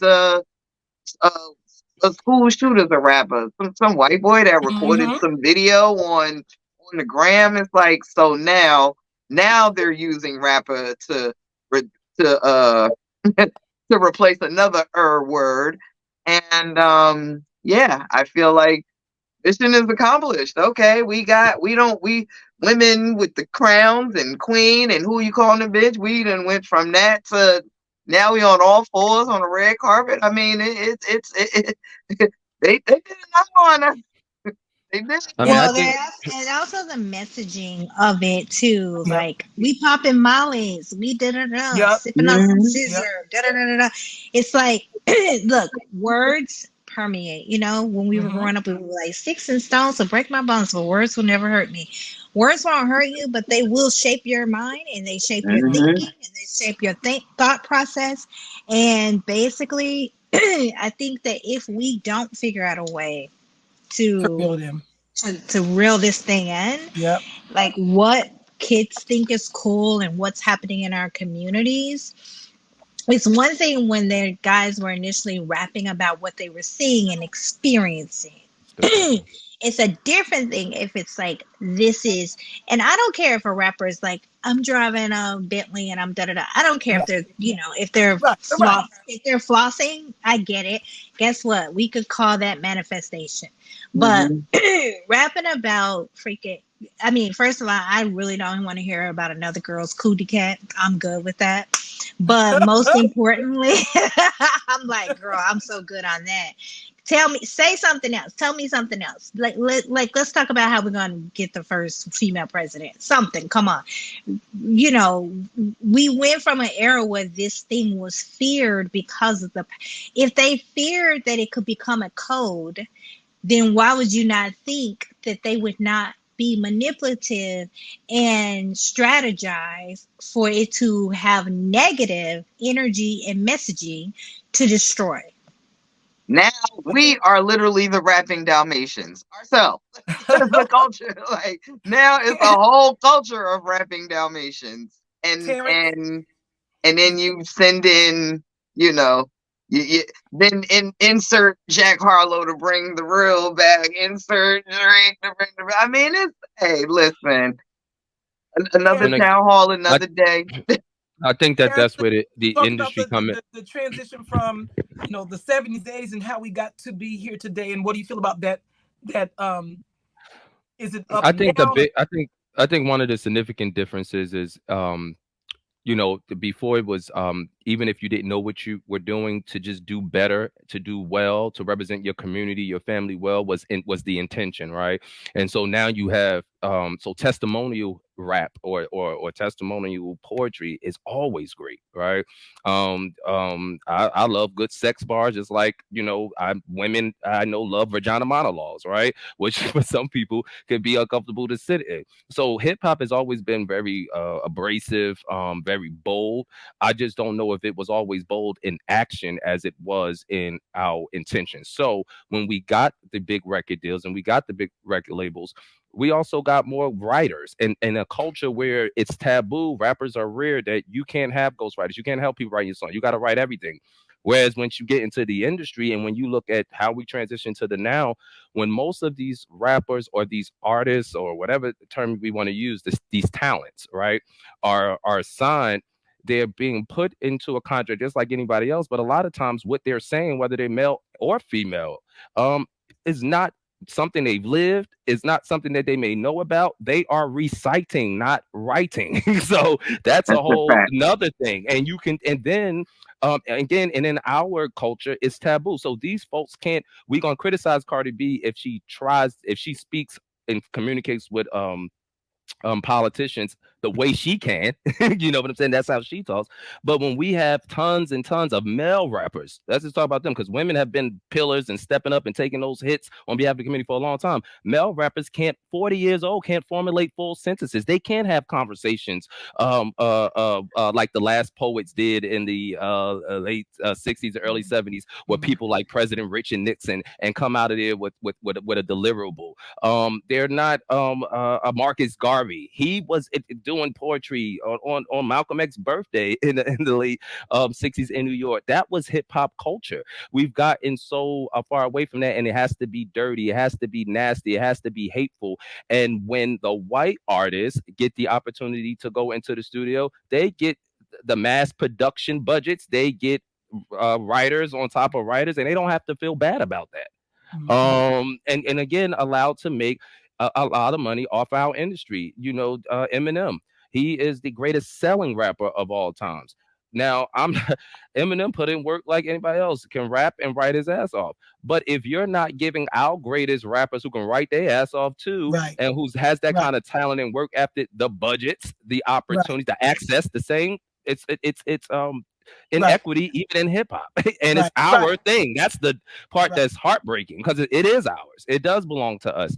And yet you wouldn't see evidence of that. So where it has transitioned to is it's lost a lot of the history. And then we are looking for people to be our saviors that can't. We should be helping our veterans and helping to bridge gaps. We still looking for them to put us on. And you know, and then when we realized that we could have put ourselves on a long time ago. I wonder what if more people, not every decision he made, but the idea of creating a Rockefeller, the idea of at some point saying, you know what, I'm going to break from this and we're going to try it on our own. And I now when we wonder. live in a, go ahead, no, No, go ahead. I'm sorry. I do not want to stop you. No, You should be know, conversation. Go ahead. I've been calling Terrence my Obama for since I met him. I'm like, I could listen to him talk forever. Please finish your sentence, but I don't want to forget a point. Something you said just struck a chord. But go No, I'm a ahead, year with you. Go ahead, Digger. finish Go ahead. statement. Um, no, what I wanted. I forgot what I was about to That's how I say. wanted you to Hold go. on a second. Go ahead, Terrence. Finish up. Yeah, finish your statement. It'll come back to me. I mean, just again, where we're transitioning to the lack, and we're not really taking advantage of opportunities. So, like for me, when I'm engaging with artists around here, I'm showing them how not just to put your music on iTunes, if that's what you want to do, because there's other options, but you got to have it BDS. You're excited that it's playing on the radio, but it can't get picked up. You got to cultivate a base and have your friends like we used to do call in and tell DJ Infinity and Voila to keep playing it. We don't have that type of drive. We don't have people on the team who's looking to do that. We need lawyers, Tracy. That also That's are hip right, hop and Tracy. can Hey, rap. We're the only thing where they in our community they want us to be one thing: a lawyer, a rapper, a Right. doctor. They don't. Ryan Seacrest wasn't born with a silver spoon in his mouth, but he wakes up a host, then he goes and do another host, then he's But a also manager. Ryan We Seacrest, can do those things too. Ryan Seacrest wakes up white. So let's also be mindful. But go Yes. ahead. And but part of the difference is when we're sitting in those rooms now, some of the major artists probably can do it, but they'll tell Yeah. you, oh, you can't be your own stylist. You got to use our stylist. You can't Right. be your own. It's your budget though. It's your loan money. You can because I could style myself. I could also get my own food. Artists having the power to do those things with the budgets. It was just more so an illusion to your point, Lisa. It was really done to black artists with intention, and the men, damn, they was just having their balls ripped from them, and by white men and then I rem- coming to tell us I that remember what I was we about not to say. cool enough. You know what I'm saying? Go ahead, Rod. I'm sorry. No, no, no. I want to lose. I was gonna say I would be curious to see how since the business of rap has now literally been separated from the culture of rap. Well, hip hop culture and rap business, two totally separate worlds at this point. I would be curious to know if what it would look like, what the landscape would look like if everyone in the culture did what the Writers Guild is doing and what SAG is doing right now. If everybody just said, you know what, we want better, we want we need severance pay for for artists who Better unfairly lose their royalties. deals. We need we need unions for our veterans. Like I would just be if everybody just stopped creating and and uh and let the let the What labels try to figure out how they survive, because I always say they need us more than we need them. Like that's always been my stance. And something you said about them usurping the budgets and stuff, I was in Hmm. that situation and I ended up I stepped to I stepped to market and I said, listen, you're not going to keep paying stylists $5,000 an event to let me to borrow some clothes for me. Right. Then I always show up with $1,000, $2,000 outfit just as a backup, because anything can happen. I don't like it. It doesn't fit. And what ended up happening over and over and over again, we end up going with my outfit. So now I'm out of pocket because I done wore it, I done performed. I can't take it back. But this stylist thing got paid thousands on top of thousands. So when I stepped to the label, like, listen, for half of the money that you're giving the stylist, let me go do my own shopping, please. And that's how I rocked out my whole Rod Digger tenure on Elektra. Tracy Knowing you Lee, can do that. I'm sorry. I want Tracy Lee to jump in on this because it sounds like, because Tracy Lee is not just a rapper, he's a lawyer. So it sounds like you're talking a bit about right here in this particular area, a little bit about business and negotiating and how you are packaging something. So Tracy, if you want to jump in and if you have anything to add to all of the dialogue in this particular segment, it would be very helpful. Because Well, it can be valuable even now. well, no, I mean, essentially, we were just talking about how basically the music and the business of music shifted the culture, and going back to the beginning, I am of the firm belief that we gave it away. When we took it from uptown to downtown, we gave it away for pennies on the dollar. And so once we gave it away, we lose control, just like we do with anything else. Black. Let's talk about black people in America. Black people around the world. We create everything. We are the creators of everything. And what Yep. we wind up doing is we wind up just handing it to people. Yep. Not even making money off of it. We just hand it to them. And then what they do is they copyright it, they patent it, and now we owe them for the thing that we created. And that's essentially what happened to the music and the culture. You know what I'm saying? And so now that they've created this system for you to get pennies on the dollar of what you've already created, you put yourself in a bind by doing it. You know what I'm saying? You put yourself in a bind by doing the 360 deal, because anything that you create, I don't care what it is, anything where you show up, whatever merchandise you have to also give them a cut of it. But you are the creator of it, and that Yeah. You is want this record deal? Get on the table and dance, right. rapper. What'd you say your name was again? Get on the table. My name is Kunta Kinte, not Toby. I mean, Yeah. and also on the social justice side, when we talk about like African Bambaataa, part of the Black Spades gang, right? And or even Dipset, Jim Jones, any of those folks, right? The part of transcending and teaching that, so that when you become successful, you're not no longer admirable anymore. In hip hop, it's like it's not just a prerequisite in order to be one of these mainstream artists. You have to be a gang member. You have to be an active gang member. That to me, and so when you are hiring who the kids want to see, and they talk about anti-crime violence, all the shooting and then then they say it on their social media. And so again, it's just to me a thing of, we can stop gang banging just like we can stop recording, but for some people this is like, I guess, they're waving in front of us a dream, right? And a lot of these young men and women don't have parents that are as engaged or as into the system, so they just want their child, this R. Kelly thing that these parents, some of them parents were saying, you want your child to have their dream so bad, or your child wants this dream so bad that they're willing to do anything before they even get to learn who they are. They're 18, 17. I think Jay-Z, I think it was like 27, 28 when we knew who he was. Even a Nicki Minaj was one of the biggest stars in the world. She was 28 when she became that big artist. These kids are 14, 15, 16, and they're not coming with the same energy that Foxy Browns and Little Kims were coming. And it's evidence in where they end up today. So. And speaking of that, you went to my segment, so we're gonna do this last piece, and we're gonna open up. So if Stephen, if you can field some comments and the names and put it in the chat or however you want me to see it, I'll start shouting folks out and talking about who's here. So if you've got something to say, pop that up there, and then we're gonna find out who's asking questions, making comments, and we'll shout you out and have the panel talk about what your thoughts are. So Terrence kind of took this last from you. You guys are doing a great job, by the way.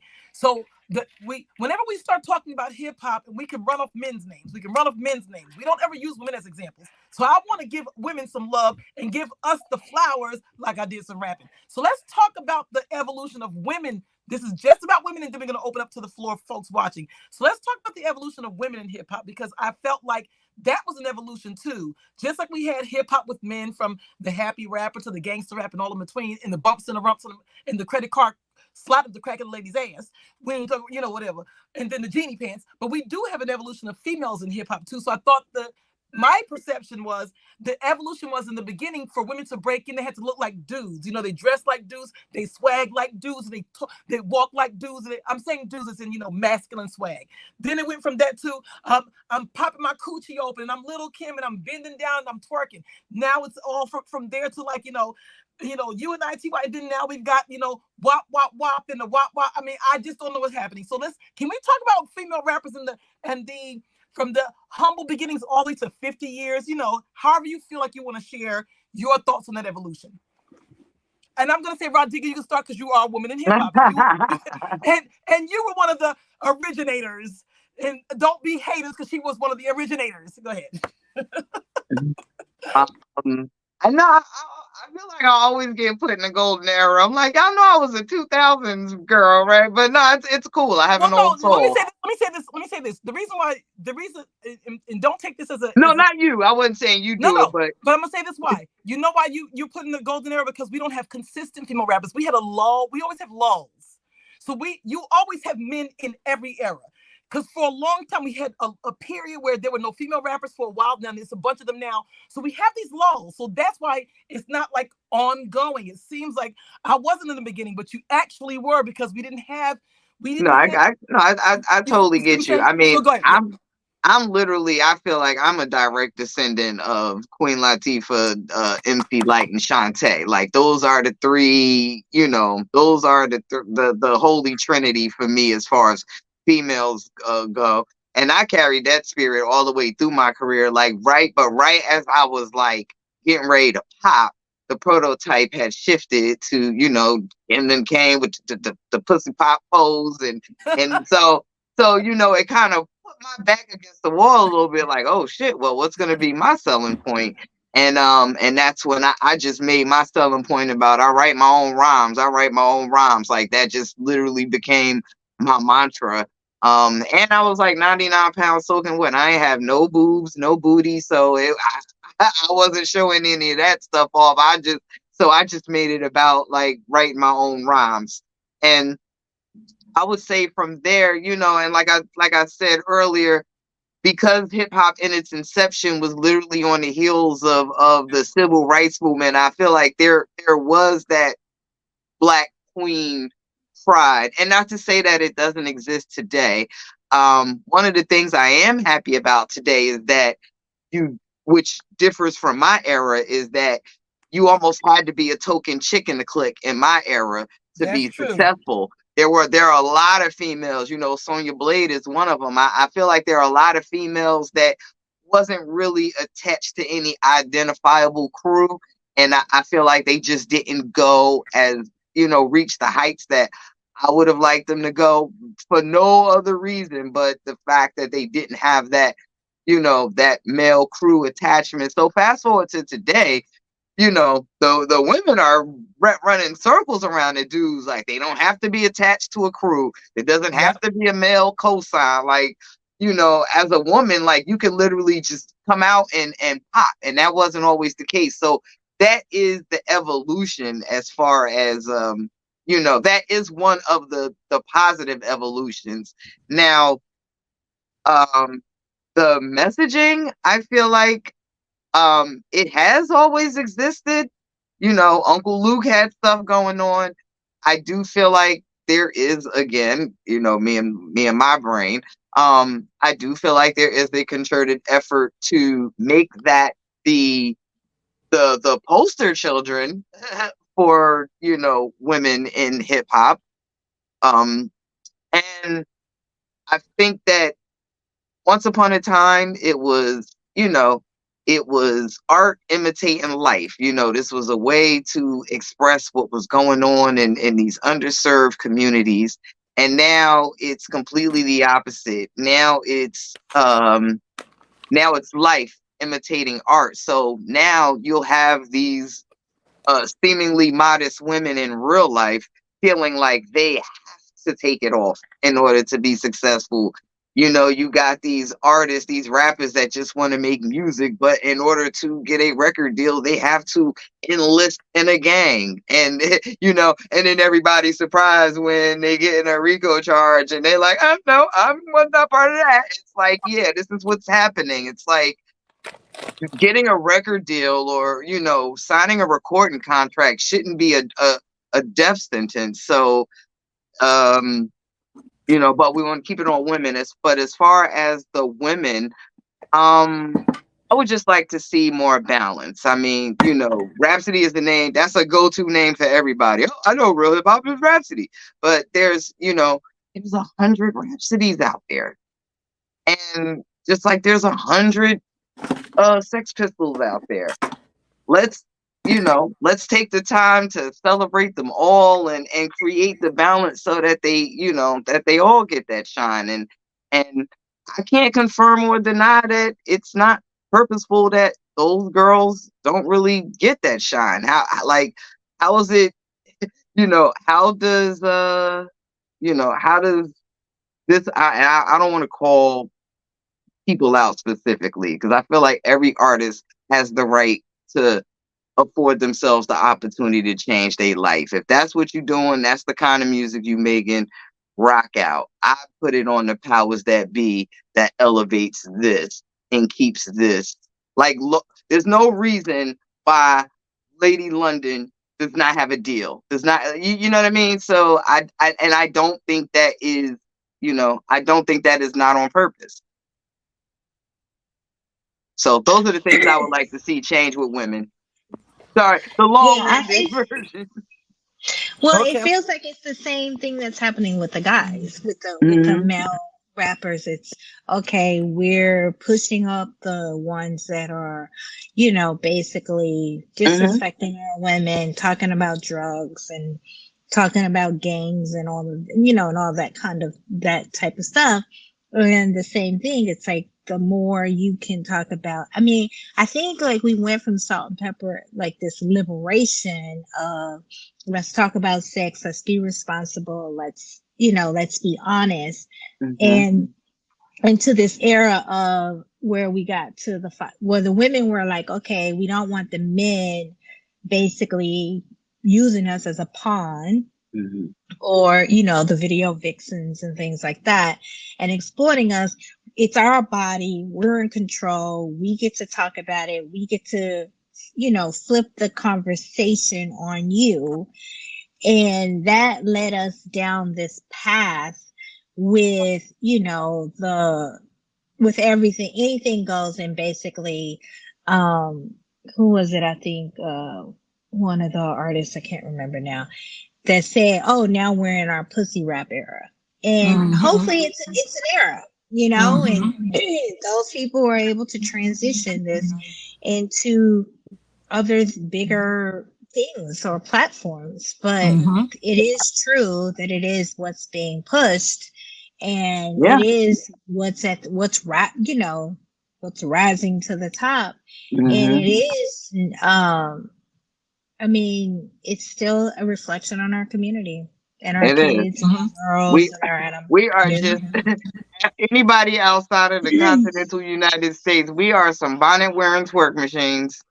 And I'll throw this in here really quickly. It's very emblematic, I guess, of really just hip hop culture, period, because hip hop culture became, we said earlier in this conversation, more than the rap itself. It became the fashion, it became the music, it became the food, it became the swag, it became the drip, it became all of that, and where we live and how we look and how we talking. So even when it dipped into other forms of expression like film and television, it's no different. I listen, I'm from Newark, New Jersey. I'm not shy about, I know that I live in a big city we call the hood or urban, so I know about, gangs and drugs and all that. I just don't want to see ATL, The Shy, Power, and BMF. It's the same crap.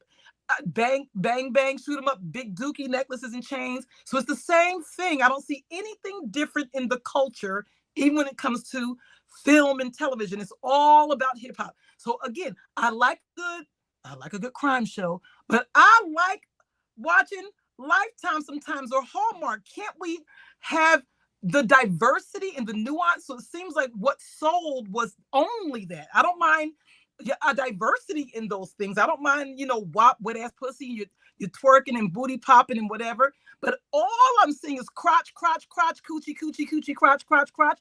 All I'm seeing in the evolution of men is sliding credit cards with the crack of the lady's button, calling each other nigga, nigga, nigga, so I felt like it became a cookie cutter because that's what worked. So I'm thinking that just like the men transitioned into, we didn't have individuals anymore, like, the Sugar Hill Gang. Then you had, Heavy D and Will Smith and all that. They were individuals. They looked different. Then gangster rap, quote, unquote, they still look different. The women of evolution, we had this evolution, and it got to the point where it's cookie cutter. So that's my take on it. I think TLB, you wanted to jump in, and Tracy Lee. I mean, nah, you hit it on the head. Essentially, it's all about design. It's all about design to, we talked about it earlier when we started talking about the messaging of the public enemies of the world and the KRSs and when we started teaching. And the Queen Latifahs and the MC Lights. You know what I'm Some saying? female names, thank you, but go ahead. Yeah, you're absolutely right. But I was really getting on an era. There was an era when there was a movement. Like I remember going to Virginia Beach in 1989, and they had basically shut the beach down because there were black folk out there having fun. And then next thing you know, you see tanks coming down the street. The messaging in the music was changing, and it got us to, young folks to be revolutionaries. You know what I'm saying? So they had to quickly change the messaging. And once they changed the messaging, especially on the mainstream level, then you wanted to stay consistent with that messaging. And that messaging has been going on for the last 30 some odd years. And so now you've affected a whole generation of kids. And this is the after effect of the messaging changing and them staying on messaging. You know, 50 years later. Mm-hmm. it's all by design. It's all by design. It sure is. You know what I'm saying? The whole plot, see, they're always thinking 20, 30 years down the line. We're always thinking right now. Exactly. They do the long game. They play the long game for sure. Yeah. Yep. Feed right into it every single time. Yep. That is our problem. This is an internal problem. You know what I'm saying? Yeah. It's not an external problem. It's an internal problem. Yeah. If they can be consistent and stay on messaging, you know, when we start talking about, you know, the whole Rod Dicker, you talked about it earlier with regards what would happen, what would it look like if we just said, you know, fuck that. We all gonna galvanize ourselves and we just gonna stop everything. We're gonna stop making music, we're gonna stop. The problem is we don't have a union. Yep. You know why? And why don't we have a union? Because we can't all stay on messaging. You know why it won't happen? Because staying on code, because if you put a mic in somebody's face on a red carpet, so how do you feel about police brutality? I don't give a fuck about none of that shit. I'm gonna leave that to the politicians. Or we say, you know what? Doesn't affect me. We're gonna stop giving our money to Gucci. Hey, how do you feel about the protests? Man, I'm with all my. It's like there is this consistency of putting the mic, you know, giving the platform to the loudest, strongest out the bunch. It's like, you know, even just it's by design. Yeah. I mean, because we're also missing it. The kids miss it. If you think about, we're saying the Latifahs, the MC Light. Let's look at those people. They're still around. They have real careers. They're actually winning. So, newsflash. The ones those people were able to use their voice and were something where people saw positive that they actually wanted to be in long-term business with. I was in DC. Actually, it was actually during the Obama administration, and a young page said to me, you know, a lot of hip hop people, and I said, yeah, and she said, why don't they ever come up here? And I said, what do you mean? And she said, country music artists, they don't like something with the FCC or anything else. They be up here on this hill, girl, until the cows come home because they gonna get it fixed and changed. She said the hip hop artists have actually way more power and they never hear. We run up there to say we want freedom of speech. We want them to be able to talk about their guns and their coochies. But we're not going up there to say, we want you to do this. We want the FCC to require this. It used to be certain times of day that they couldn't even play certain musics and things had to be bleeped out and all of those types of things. But no one is mining or caring about what is being done, said, or how we are being perceived in the world. No one cares about that because everyone is caring about making money. Who's up? And let me see what you're talking about. So I love this conversation because I'm hip hop for life. I have my hip hop shirt on, my hip hop dress on. Yes. You know, so I really feel like this is a really good celebration to talk about, you know, the good, the bad, and the ugly, because, you know, whenever you're celebrating something, you know how you have those like Thanksgiving dinners and it's always somebody talking about, well, let me just tell you finish eating. Well, I got a confession. I'm not your real daddy, but, you know, I still love you. So we got to talk about the hard stuff too. So Kevin, do you have anything? Oh yeah. Okay, good. So, Jelly Bean, somebody, I can't think of everything. Do you think sampling of today is as creative as it was earlier on? Sampling of the 90s songs and so forth, like SWV and those kind of things. So who wants to take that? I love all sampling. So I think for me now, I love it, even with the little, you know, crazy ass rappers today, but I still think the sampling is good. I love it. So what do you guys feel about the sampling today versus before? Good question. I like that one. I love it. I think every generation feels like the generation before them can't tie their shoes. So it's like we sampled songs that had live instrumentation, and fast forward to today, the kids are already sampled songs. It's, you know, it's a generational thing. It's no generation is ever gonna be as creative or as imaginative as the last generation, but they are going to innovate or pioneer something else. So it's like, it's just one I of agree. those things. But I love it. I Me too. love all of them. Me too. Reaching back to the Because I be like, that's my classic. jam. That's my jam. Because I know, Yeah. that's chic. Good times, that's chic, right? Good Yeah. times. But then it was sampled by Sugar Hill Gang. So I'm like, oh, that's my jam. So I love it. Yeah. Yeah, I Tracy, you think want to come up? it's funny. I have my son Jacob, and he says we were having this conversation the other day because he said, I think they're actually saying, like, we would sample songs that were really old, like our parents recognized the sample, and he was like, now in this day they're sampling something that's just a few years old. It's like, what are you doing? Like, get creative.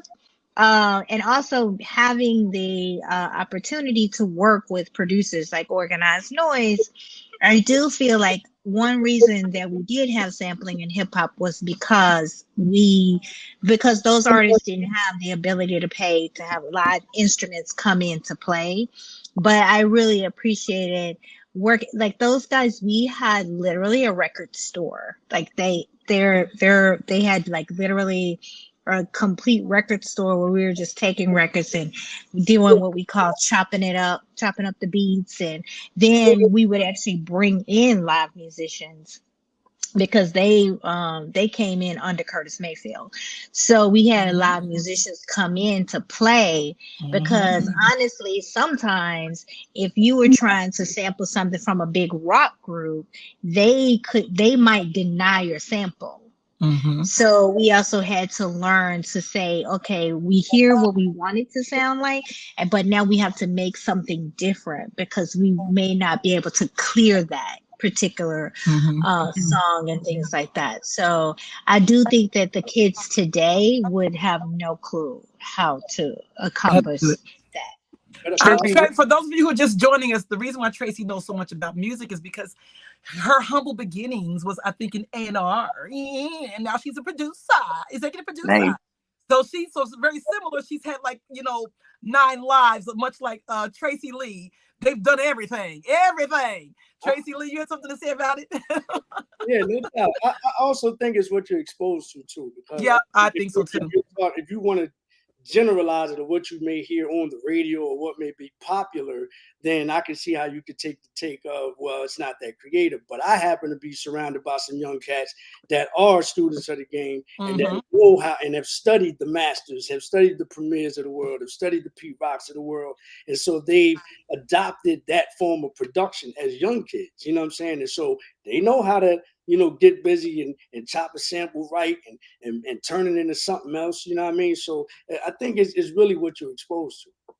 Okay, nice. Any other questions or comments? They don't have to be I think the exposure, it's while it's more expansive, because of the internet. I think because music is so segregated on the different stations and stuff. I see what you mean by like the artists not necessarily going to a Bon Jovi record for a sample, whereas we were listening to all of that. It wasn't just the same 10 songs in rotation every hour on the hour. So maybe our sampling portfolio might be a bit more expansive than this generation's. But hey, I'm keep them sampling. Let me tell you something. Trippie Redd and A Boogie and the Hoodie just both 2 separate occasions. Just they did something with the I Know What You Want record, Flipmode Squad record, and baby, let me tell you something. Yeah, that spike in my ass cap. I'm like, keep them coming. Come on.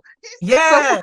You want sample tight? Oh, let me introduce you to my second album. Like, yes, I love it. No complaints.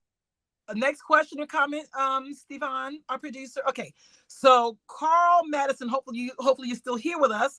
What do y'all feel are the most influential and or culture changing artists and or albums in hip hop, and why? Let me just take this first. Honey, LL Cool J is hard as hell. Rock the bells. Who? UNITY. That's a Unity and Eve. People gotta stop. These are mine. Eve, to me, played herself. Eve was killing that shit. Eve got a little, this is my opinion, that she never said it. I think Eve got a little beside herself when she got that little sitcom and thought, I'm just good. She should have did what Queen Latifah and them did, stayed rapping and being TV, because I thought she had a few more rap years going on. So my faves are, I don't care that it ain't gonna be Nas, it's gonna be Queen, it's gonna be LL Cool J, Heavy D, and of course Salt and Pepper's here, Salt and Pepper's here, and Radika. Oh, and Missy. Oh, okay, that's enough for me because I'm just the host. But Wait, now, okay. hang on. Let me ask you, Lisa. Are those your personal favorite albums, or do you feel like those are the most culturally impactful albums? Oh, well, okay. So I would say favorite albums and culturally impactful. I don't know the names of the albums because I'm a little loose goose, but the album where Queen Latifah, you might know the name, where she said, UNITY, that's the album. That's one of the most culturally impactful albums. Plus my fave. Now I'm gonna throw this in here. Y'all don't want to put people who sing in hip hop because hip hop is bigger than rap. I'm gonna say the No More Drama album from Mary J. Blige because she's hip hop. So I'm gonna throw that in there. And then all of LL Cool J's albums are bomb. And I'm gonna say this right now: stop disrespecting Will Smith. He was a happy rapper, whatever album it was. Summertime. That album was most impactful. They still play it now. And Heavy D, I mean everything that he does. So I'm gonna say, and then I'm gonna say Salt and Pepper. I'm gonna say the one with the first one that they came out, Salt and Pepper. So I'm gonna say those are the most impactful and the ones I like the most. Mixed together. And we gotta say Lauryn Hill. Lauryn Hill has one album. I can't. 25 years later, we're still. I can't. And it's I think too. It was culturally changing, Yeah. Okay. What? And I would say Outkast. Oh, let me shut up. I'm gonna say Outkast, Players Ball. I'm gonna say the South had something to say. Like basically from that point, because before that in the South, there was not that sort of lyricism coming out, Okay. And so, and I want to stand up for my peeps. You know what I'm saying? Okay. And Goody Mob too. Like those guys, and they were saying something. They weren't just rapping about bullshit. Like they were literally saying something about the world and the space that they were living in the South, and what that meant to us as people, and being children of the civil rights movement. And people don't know this, but every last one of those kids lived through the Atlanta child murders. They were little boys during that time period. So the question is to be, and I think Radhika can answer, and whoever wants to answer this question, we just did it. What do y'all feel are the most influential and or culturally changing artists and or albums in hip hop, and why? So I said mine, Tracy said hers. So who else wants to jump in and throw in either artist or album, whatever, that you felt was culturally changing to you? I'll go. I think Kanye is probably one of the biggest impactful artists with College Dropout. That was a good one. Mainly because, and not that it was my favorite album, because my favorite album ever is Nas Illmatic. I don't care how many albums he dropped this year. It's always Illmatic for me. My thing with Kanye, I felt like up until that point, because that was kind of the flossy era. It was boom bap, lyricist lounge. Then Puffy kind of came and turned it into what we call the shiny suit era, and it pretty much lived in that space, balling and flossing, and Jay-Z. It was all about that. That mafioso selling that lifestyle, and then here comes this dude rapping about Jesus, and all of a sudden there were other things outside of flossing that was cool in hip hop again. And I will always love Kanye for that. Then the fool fell the hell off. But okay, I'm moving on. Terrence. Kanye today, forget about it. But we talk about the old Kanye. I know. Can't deny. Let me shut the hell up. Go ahead, TLB, or whoever wants to chime in. Let me shut the hell up. Go ahead. TLB, you want to chime in with the answer? With your answer, if you have. So this is not any particular order, but based on the competitiveness I've heard, I'm gonna try to cover some cultural different areas besides New York and New Jersey. I'm gonna give Nelly a cultural impactful album. I don't know if that would be Nellyville or Country Grammar, one or the other, one of the earlier albums. I just think it defined a region, and it's an era that reminds me when every coast or every part of the hip hop culture didn't sound the same. There was a West Coast sound, a down south sound, a Midwest sound. So I keep that in mind. I would go with the Fugees, the score. Before I would go with Lauryn Hill, but I mean Lauryn Hill obviously had a very successful album, but the Fugees had they ain't been an album like it. I'm gonna go with Outkast, Speaker Box. That's another town hall, Lisa. We're gonna do more of these. I love that. Yeah, that's a good one. I love Andre 3000. Yeah. And my favorite male rapper is Biggie, so I'm gonna go with Life After Death. I think that's still probably one of the greatest single hip hop selling records of all time. You're gonna say it's because of his death, but the way Biggie came on it, you can tell he was still inspired. He wasn't sounding like his first, second CD. I would only want to see what could have came after that. He was 22, 23 years old. That double disc is, it's a classic. Okay. Did you speak, Stacey Lee? Did you? Nah. Okay. I'm an old head, so I'm gonna go back to the to the 80s. I'm gonna go back to the 80s. Like, I think Paid in Full. Nobody had heard like Rakim. I like Rakim. Okay. I give it that. Yeah. I mean, he changed the way people rhyme. You know what I'm saying? He changed the whole look. He gave you that 80s, street feel. You know what I mean? So Paid in Full is one. It Takes a Nation of Millions to Hold Us Back by Public Enemy. Public Enemy, yes. Yeah. We talking about culture shifting. Agreed. Albums, you know what I'm saying? NWA shifted culture. Whether good, bad, or indifferent, it shifted culture. You know what I'm saying? I think you mentioned Southern Realistic when you start talking about the whole Southern movement. And I'm gonna give, I got since I'm on a panel with a bunch of Jersey cats, Naughty by Nature and Tretch shifted. Come on, Jersey. And that's very true. Rhyme. Like, nobody was rhyming like Tretch before Tretch. So Tretch is Eminem's inspiration. Now imagine and Tretch Even went though on. Eminem says he copied LL. Of course he did. Well, if you're talking about influential as far as artists are concerned, you have to mention LL and you got to mention Run DMC. Eminem, wait, stop. I'm sorry. Eminem said he copied LL. Well, that's what he said that in his. He ain't have to say it. We know he did, but luckily he did.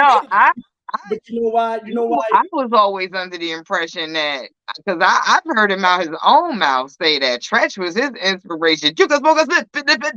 Like, no, I'm like, yeah, I mean, that's what he said in his Behind the Music. I'm just saying. I mean, that's and in his what was the Rock and Roll Hall of Fame thing? It was so big, G-Rap as far as rap style, but you got to remember, LL was really the first rap solo superstar.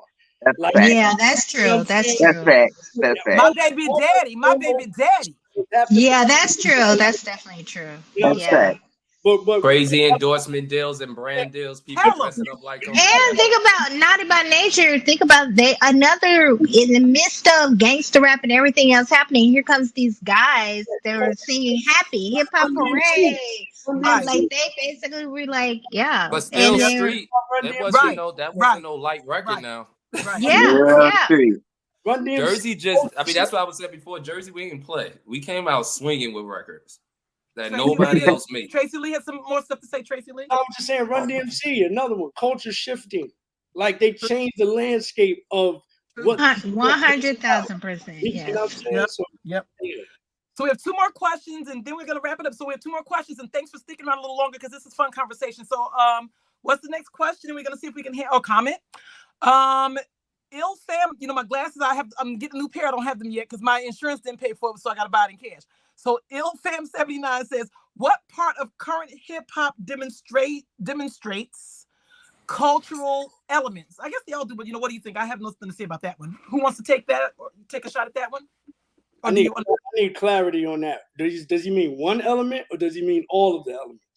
whatever you want to answer that? Then If I Sampling? interpret what I think he means, I'm gonna go with like I'm gonna give an example. I think Migos have been a good example as a group of just bringing something different, introducing something new, sticking to the culture. They're like the Beatles, the hip hop Beatles, really of this past 10 years, maybe I'll say. And they shifted culture. They definitely shifted. I agree.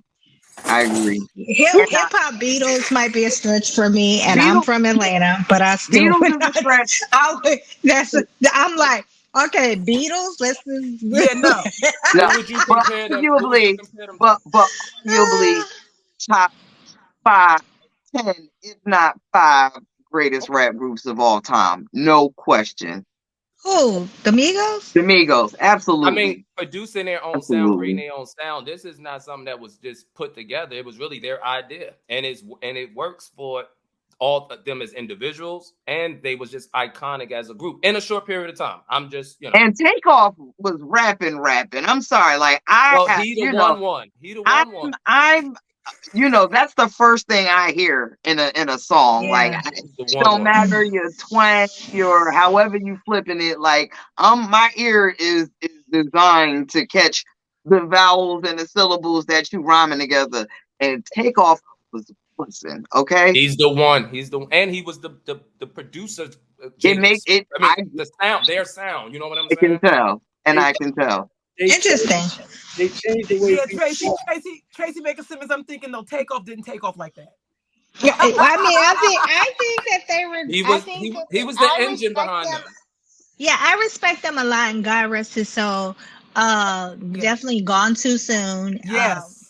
But yeah, I mean, no, I understand. Yeah, So, I mean, look, I think they're. Yeah, maybe I'm getting caught up too in Can what I they just recommend. comment back on the thing I got cut off on when the screen went out? Yeah. We also, white folks can't tell us if our women are sexy or what classification of sexy they are.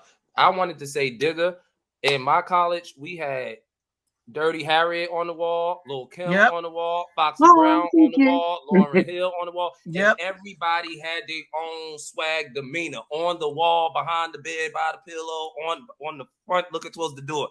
You was definitely up there. And so you didn't have to be as extreme as a Lil' Kim or any of that to have sex appeal. And that's example in those two pictures that's behind you, to your left and your right. That is sexy. For black folks, most black men and women when you see that. Right. Yep. What's the last question? I agree 1,000%. What's the last question? Okay, Danielle Thomas. Hey, Danielle, I know her. What impact do you think, or do you believe AI, great question, will have on the future of hip hop? Really, that's because we're talking about it in relation to, actors and images and likeness and all of that. But I think the only person I heard mention anything about that in any strong way was Ice Cube, when he said, "I'm gonna sue your ass if you use my voice anywhere." But I don't think he meant that in a proximity to rap. I think he meant like, because he's an actor too. So I don't. But that's an excellent question. Who wants to jump in on that? That's an excellent question. I would like to know that as well. Well, I think that how it affects the future is going to back to what Rob Digger was saying about having a union, like the writers pushed back. SAG is pushing back. They basically now have an agreement that says, no, you cannot use my script to write another script. No, AI cannot write scripts, period. Off the table, right? So what I would say, back to what I was saying earlier about, and I'm sure the country music artists have already thought about this. I already went up there and figured out what they're going to do and how they're going to stop it and how it ain't going to be happening. Yeah. So all these affluent, non-affluent, I mean, great Quavo, you went up there talking to Kamala Harris about gun control when you know damn well they ain't going to stop them guns. Y'all down there in the South, we're open carry. But if the artists don't get up and get down there and prove, one, I have control over a voting block, and you are going to do X, Y, and Z where we are concerned and where this music is concerned, and we want to control and stop Like the college athletes have an NIL. That's name, image, and likeness. I love Tracy, that. you know that. The Mhm. artists better get to down there and get to talking about NIL, and we control it, and you cannot use it. Or we will be seeing these artists and their music and their images out here, and the labels in the 360 or the 320, whatever the hell, will control it, own it, and be using it when you're gone, Biggie, Right. Tupac, all of Yeah, they these will. who else. Not when So you it's gone. They it's playing in they Using it. people's face with it. Every Yep, week there's true. a new Jay-Z verse. There's a new Kendrick verse. They ain't even waiting for you to die. They playing in our faces. that's I'm, why And Ice and Cube said he said he'll sue your ass. I feel like and not and this is actually a legit concern of mine. I'm feeling like, okay, have we given so much of the culture away to, if we do decide to band together and say, hey, we're striking, if we do that, they're like, hey, you know what, we don't need you, we already got your voices. You see it, yeah. Check the paragraph in the long form on page 378 where it says we own you for perpetuity. It's like, well, that's how I think it's going Tracy. to impact. It's going to, because there's nothing that protects the voice. There's no copyright on the voice. right. But that's what's going to happen. That's the change that's going to happen. They're going to figure out a way to create a copyright where because I don't see why that's not in place as it is. If you can copyright notes, if you can copyright, melodies, how come you can't copyright the voice if it's on a tangible form? You know what I'm saying? They're going to figure out a way to copyright the voice, and then that will in turn shut a lot of that stuff down. But that's what it does. It's opened up the floodgates for that to be researched. You know why? It's Well, probably they are. fine. Hopefully, we will figure out a way to copyright the voice. It's not they gon' because when they figure out how to copyright the voice, it's gonna be for them. So if we don't get to being a part of the figuring out how to Process. copyright the voice and to say it is our voice and that you cannot because I own that thing, then Right. we will be in trouble. I mean, think about when people do reality shows or whatever and they sign these stupid release forms, and Mhm. it says name, voice, likeness Exactly. in that Mhm. document. Yep. It says we can use it, and the Kardashians came along and said you can't freaking bite, you can't edit out of context, you can't move it around because that's what's happened. Like, can you make people say something? You Yep. can't make them say something, but you can change the order of the sentence. Yep. Mhm. So, Yep. and they realized and got legal representation Mhm. to stop that from happening. Right. And so, honestly, we just need, it's not like we're not smart and it's not like we don't know. It's not like Tracy doesn't know.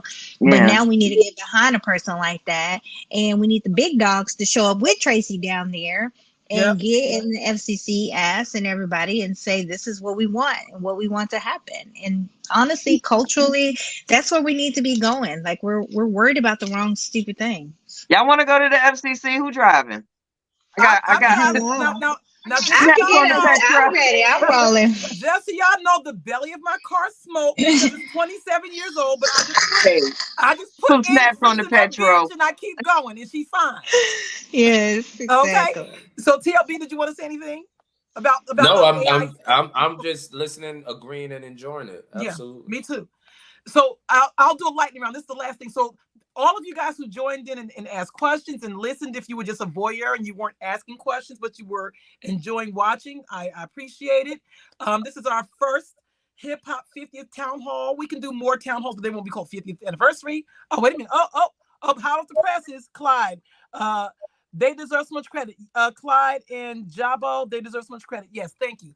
I want to do a lightning round. So I've always said that we talk about who's the best rapper, the top 25 in all these debates. We never, ever ask this question. Are y'all ready for my question? The question is, who is the most underestimated rapper in your opinion? I already said earlier in the female realm, Eve. I'm going to say Fabulous. Fabulous. He's the most underestimated rapper. He deserves awards. Well, I'm like, where the hell Fabulous at? He's not the most Hmm. underestimated. So So who's your most underestimated rapper of all times? Woman, man, it doesn't matter. Or group, it doesn't matter. Okay, go. Underestimated means they're not as successful They're as not you celebrated think than they should be. Oh, they're not celebrated. Okay. They're not giving their flowers, award shows or whatever. They're not in mood, you know. You gotta work to get awards. Shut up, TLB. Give the damn answer. No, but I don't know. We'll come back. It's kind of unfair because it's unfair to say that without saying the industry does that. Fabulous can't put out an album no matter how dope it is if the label don't let them. Once you sell 1 million records, it becomes barbershop talk of who's hot, who's not, and the labels decide who goes out, who get a turn down, who doesn't. I would agree that Fabulous has been one of my favorite artists of all time, and I definitely think he's underestimated, but I also feel like, and I don't know all decisions that are going behind the scenes. It seems like, it was political. I mean, what do you call it? Label politics. Of why that happens sometimes. Yep. If he comes out and put it out on his own, then he's gonna be the wackest, and he ain't sell this, and then this whole narrative comes out that takes away from all the great that he has contributed. That's my long answer to that. No, I like that. So my 2 was even Fabulous. Who else wants to chime in on a rapper or group or whatever? It could be group. Someone I would like to see celebrated more, and he is celebrated, and he does get his flowers. Pharoah Monch. Oh, I think. Oh wow. Pharoah Monch. Yeah, that's a good one, digger. That the fact that you don't know who Pharoah Monch is just reaffirms my point. It's YouTube. Damn. Okay, you got that.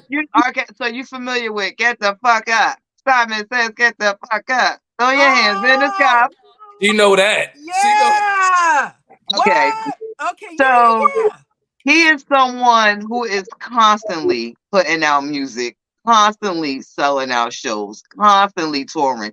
Like he's, one of my faves. Like I'm following him like the little girl following a rock concert. And he's my friend. Nice. But but I wish everybody knew that he was still hip hop and still one of the top 5 lyricists of all times, and still, someone I would like to see celebrated more. But I wouldn't say he's underrated because he definitely is doing his numbers, in his own world. I just wish the whole world could see it the way I see it. Man, okay. That was a great one. Tracy, the most underrated or underestimated, who we feel like they've been killing it. It doesn't have to be the biggest seller, but they've been looked over for awards or looked over for inclusion in some kind of like Rock the Bells thing when they did it in August. Like, who is that for you? I think Rhapsody is Me one. too. That's a good one, Tracy. Yep. Yeah. I love her. Yeah, I respect her, and I think she's talented, and I do think so. Yeah. I think we got more to see from her too. I think she got a lot more knowledge. She hasn't even scratched the surface. Yep. Okay, Tracy Lee, what is your take on it? Well, I'm gonna go kind of in the same lane as Rod did. I'm gonna give you somebody that's been spitting since the '80s and still doing it at a high level and touring across the world. He's actually got an album that he's turned into an actual play. It's called The Fallen Season. It's about him being in high school. I'm gonna talk about Master Ace. Master Ace, yeah. I'm gonna talk about right there with you. I don't know who that is. Man, go to stop it, Lisa. You don't know Master Ace? Juice Crew, the Symphony. You gotta, yes. Oh, Juice Crew. Okay, say Juice Crew. He's the Symphony too. He's the first person on that record. He's the first person on the Symphony.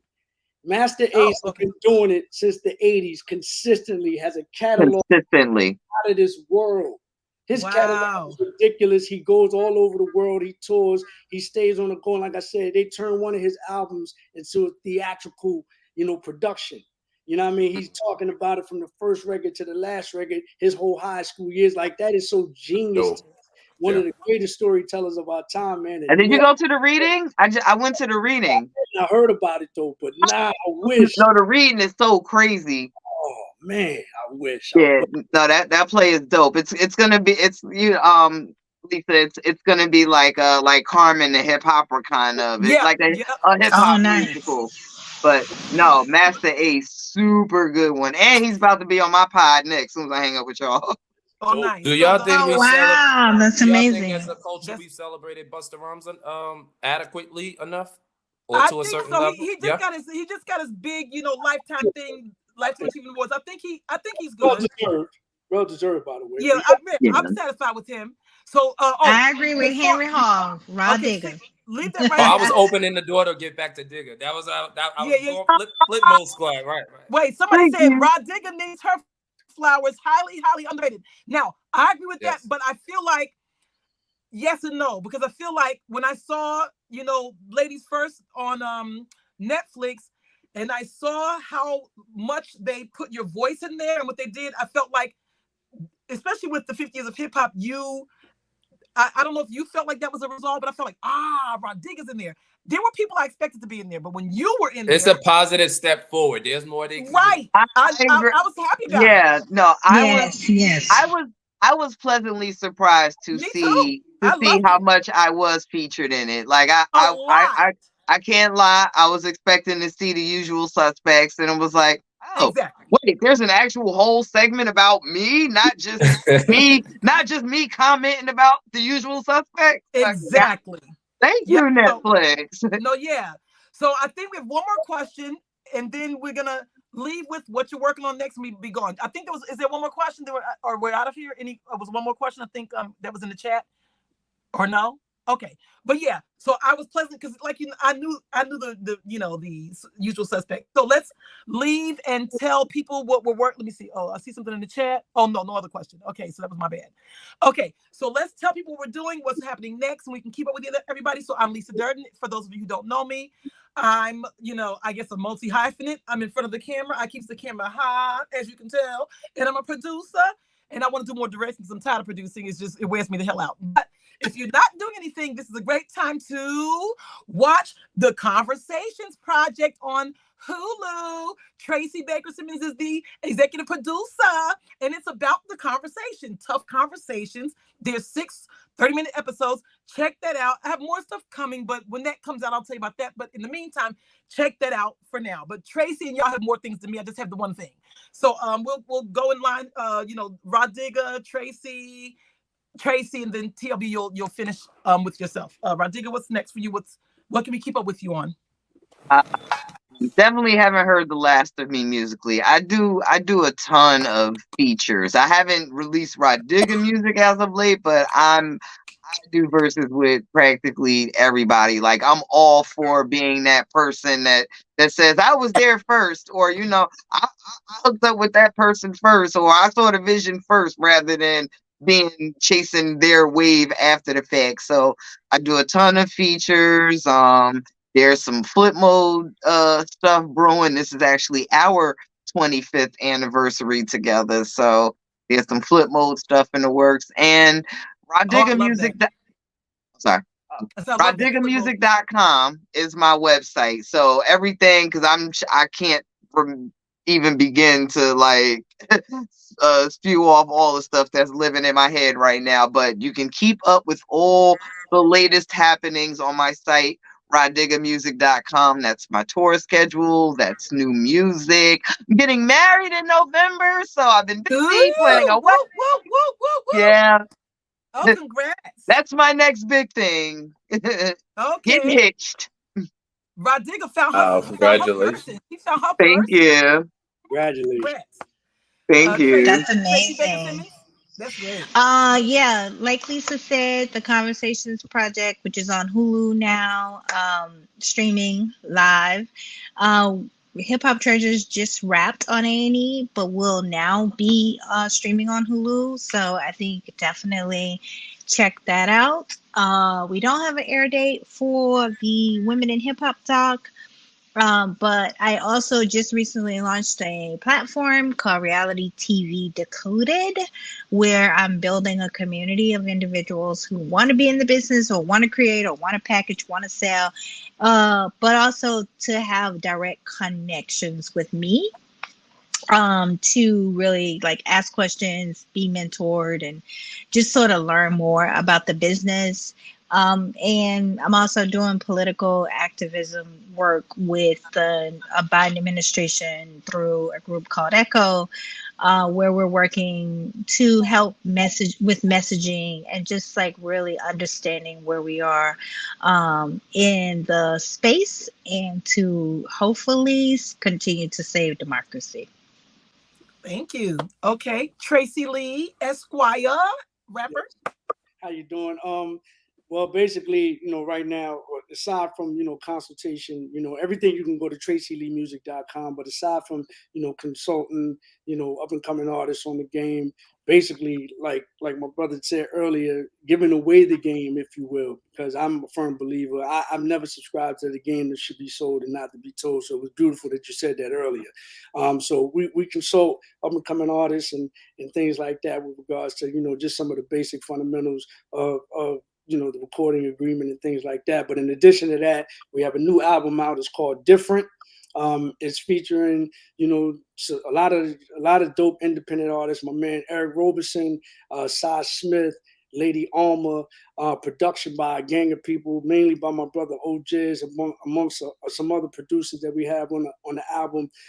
But yeah, and it's not on streaming platforms. It's strictly on the website, tracyleemusic.com, and you can name your own price. That's how we're promoting, this project. It's like basically you come in there and you pay what you think the music is worth. And I so like that. we also control of the project as well. So again, that's Different on tracyleemusic.com. Go check it out. I definitely want to Last take but a not page out of least, definitely want to take a page out of that book. Two things. I am always engaged in entertainment. I like to just call it hip hop culture. It's not just something that I do, but it's who I am, whether I'm in a suit or a hoodie. And so I do have music that's out pretty much everywhere. The brand is Get Skrilla, GTSKRILLA, and they'll pretty much take you to all the music, or SK to General, either one. The other thing, which I think is my day-to-day work, which I'm extremely passionate about because it impacts our livelihood. It also allows us to be trailblazers. A lot of us are still waiting or standing on the shoulders of Dr. King and Malcolm X when we need to leap off the shoulders. And so I'm working in environmental justice communities, which are overburdened. I heard that term used earlier, Rodiga, and underserved communities like North, but I'm doing that in Delaware, around the country now. And so again, still taking hip hop everywhere we go, from the White House, from the block to the boardroom, like I said. And so working on environmental justice and working with our ports, which is a lot of times I'm the only Black person or definitely Black male in the room. And so finally we're at the table and no longer simply on the menu when it comes to shipping and port affairs and us having access to those jobs, but more importantly, how they are causing abortions in our community. Asthma is unprecedented in our community. And so for the first time in this country, President Biden has released unprecedented amount of funding, $4 billion just in one area through something called the IRA Act. And we finally can eliminate pollutions out of our community. But he's also done something I think is very important. For the first time in this country, he's mandated that 40% of funding that goes to any community from any government office, not just the environmental office, any federal office, 40% must go to Black and brown communities. So to learn more about that, you can reach me at www.foe.org. That's foe.org. I'm sorry, can you send me some information or some links to that? Because I need to argue these points, because I'm starting to have a lot of uncomfortable conversations with people that look like me advocating for Trump, and I'm about sick of it. So can you send me some Biden talking points? Thank you. Yes, Yeah, yes, please. We need to have a hip Lisa. hop town hall on politics, because you got. Yes, we have to. We have to. Please send me some Biden talking We're in a very peculiar situation. Very peculiar. 100,000%. Like seriously, just like you said, to have these conversations about that and that guy, it's just can't even be. It can't even be. Like, are you guys? Yeah. It's getting unreal. It's really making me rethink my relationships with people. I'm like, wait, am I crazy? Politics Yeah, and exactly. politics and religion is personal. A part of the issue is Black people have failed us, our Black leaders, because the people that are suffering the most and complain about it the most, white people can never do more harm to us in our community than ourselves. So a Trump administration didn't really bother your life as much as our local mayors, our local, because if you don't breed Obamas, if you don't breed people who can compete at a national level, at a federal level, you're never going to have people like us being in position to serve your interests. You taking her to church. Listen, 100%. Like, even like something as simple as this. I said this to someone. The reason why I have part of the reason why I have my platform is because I said to a young lady, she was like, yeah, I'm Black and I'm the only Black person at this company. And I was like, oh, what city are you in? She was like, Brooklyn. I'm like, how's that even possible? And then I said, and what are we doing? They're building studios all around us, up and down the coast in Jersey, up in Yonkers, and then over on the pier, down in Williamsburg and everything else. And we can't decide, we can't find enough Black people to work together, have some companies and get some of this federal probably funding, tax credits, and everything else. Have we lost our minds? Exactly. So with that said, you know how to catch up with me for everything I'm doing. You can go on all my social media platforms. I'm Lisa R. Durden on TikTok, Instagram. I have a fan page on Facebook, Lisa Durden fan page. I'm on YouTube without the R, Lisa Durden. Get me on YouTube. I'm Lisa Durden on LinkedIn. So keep up with me about what I'm doing. But I think this is great. We'll do other panel discussions because, you know. Oh, yeah. Can we clap for Steven? We'll continue this conversation in the group chat. Wait, I'm going to put y'all in the group chat with the phone numbers when we get off the thing. I love it. Because the politics end is really important because, you know, we seem to be interconnected with the same, value systems around the politics. Okay. Everybody, as they say, bye. Have a good night, everybody. Thank you, Lisa.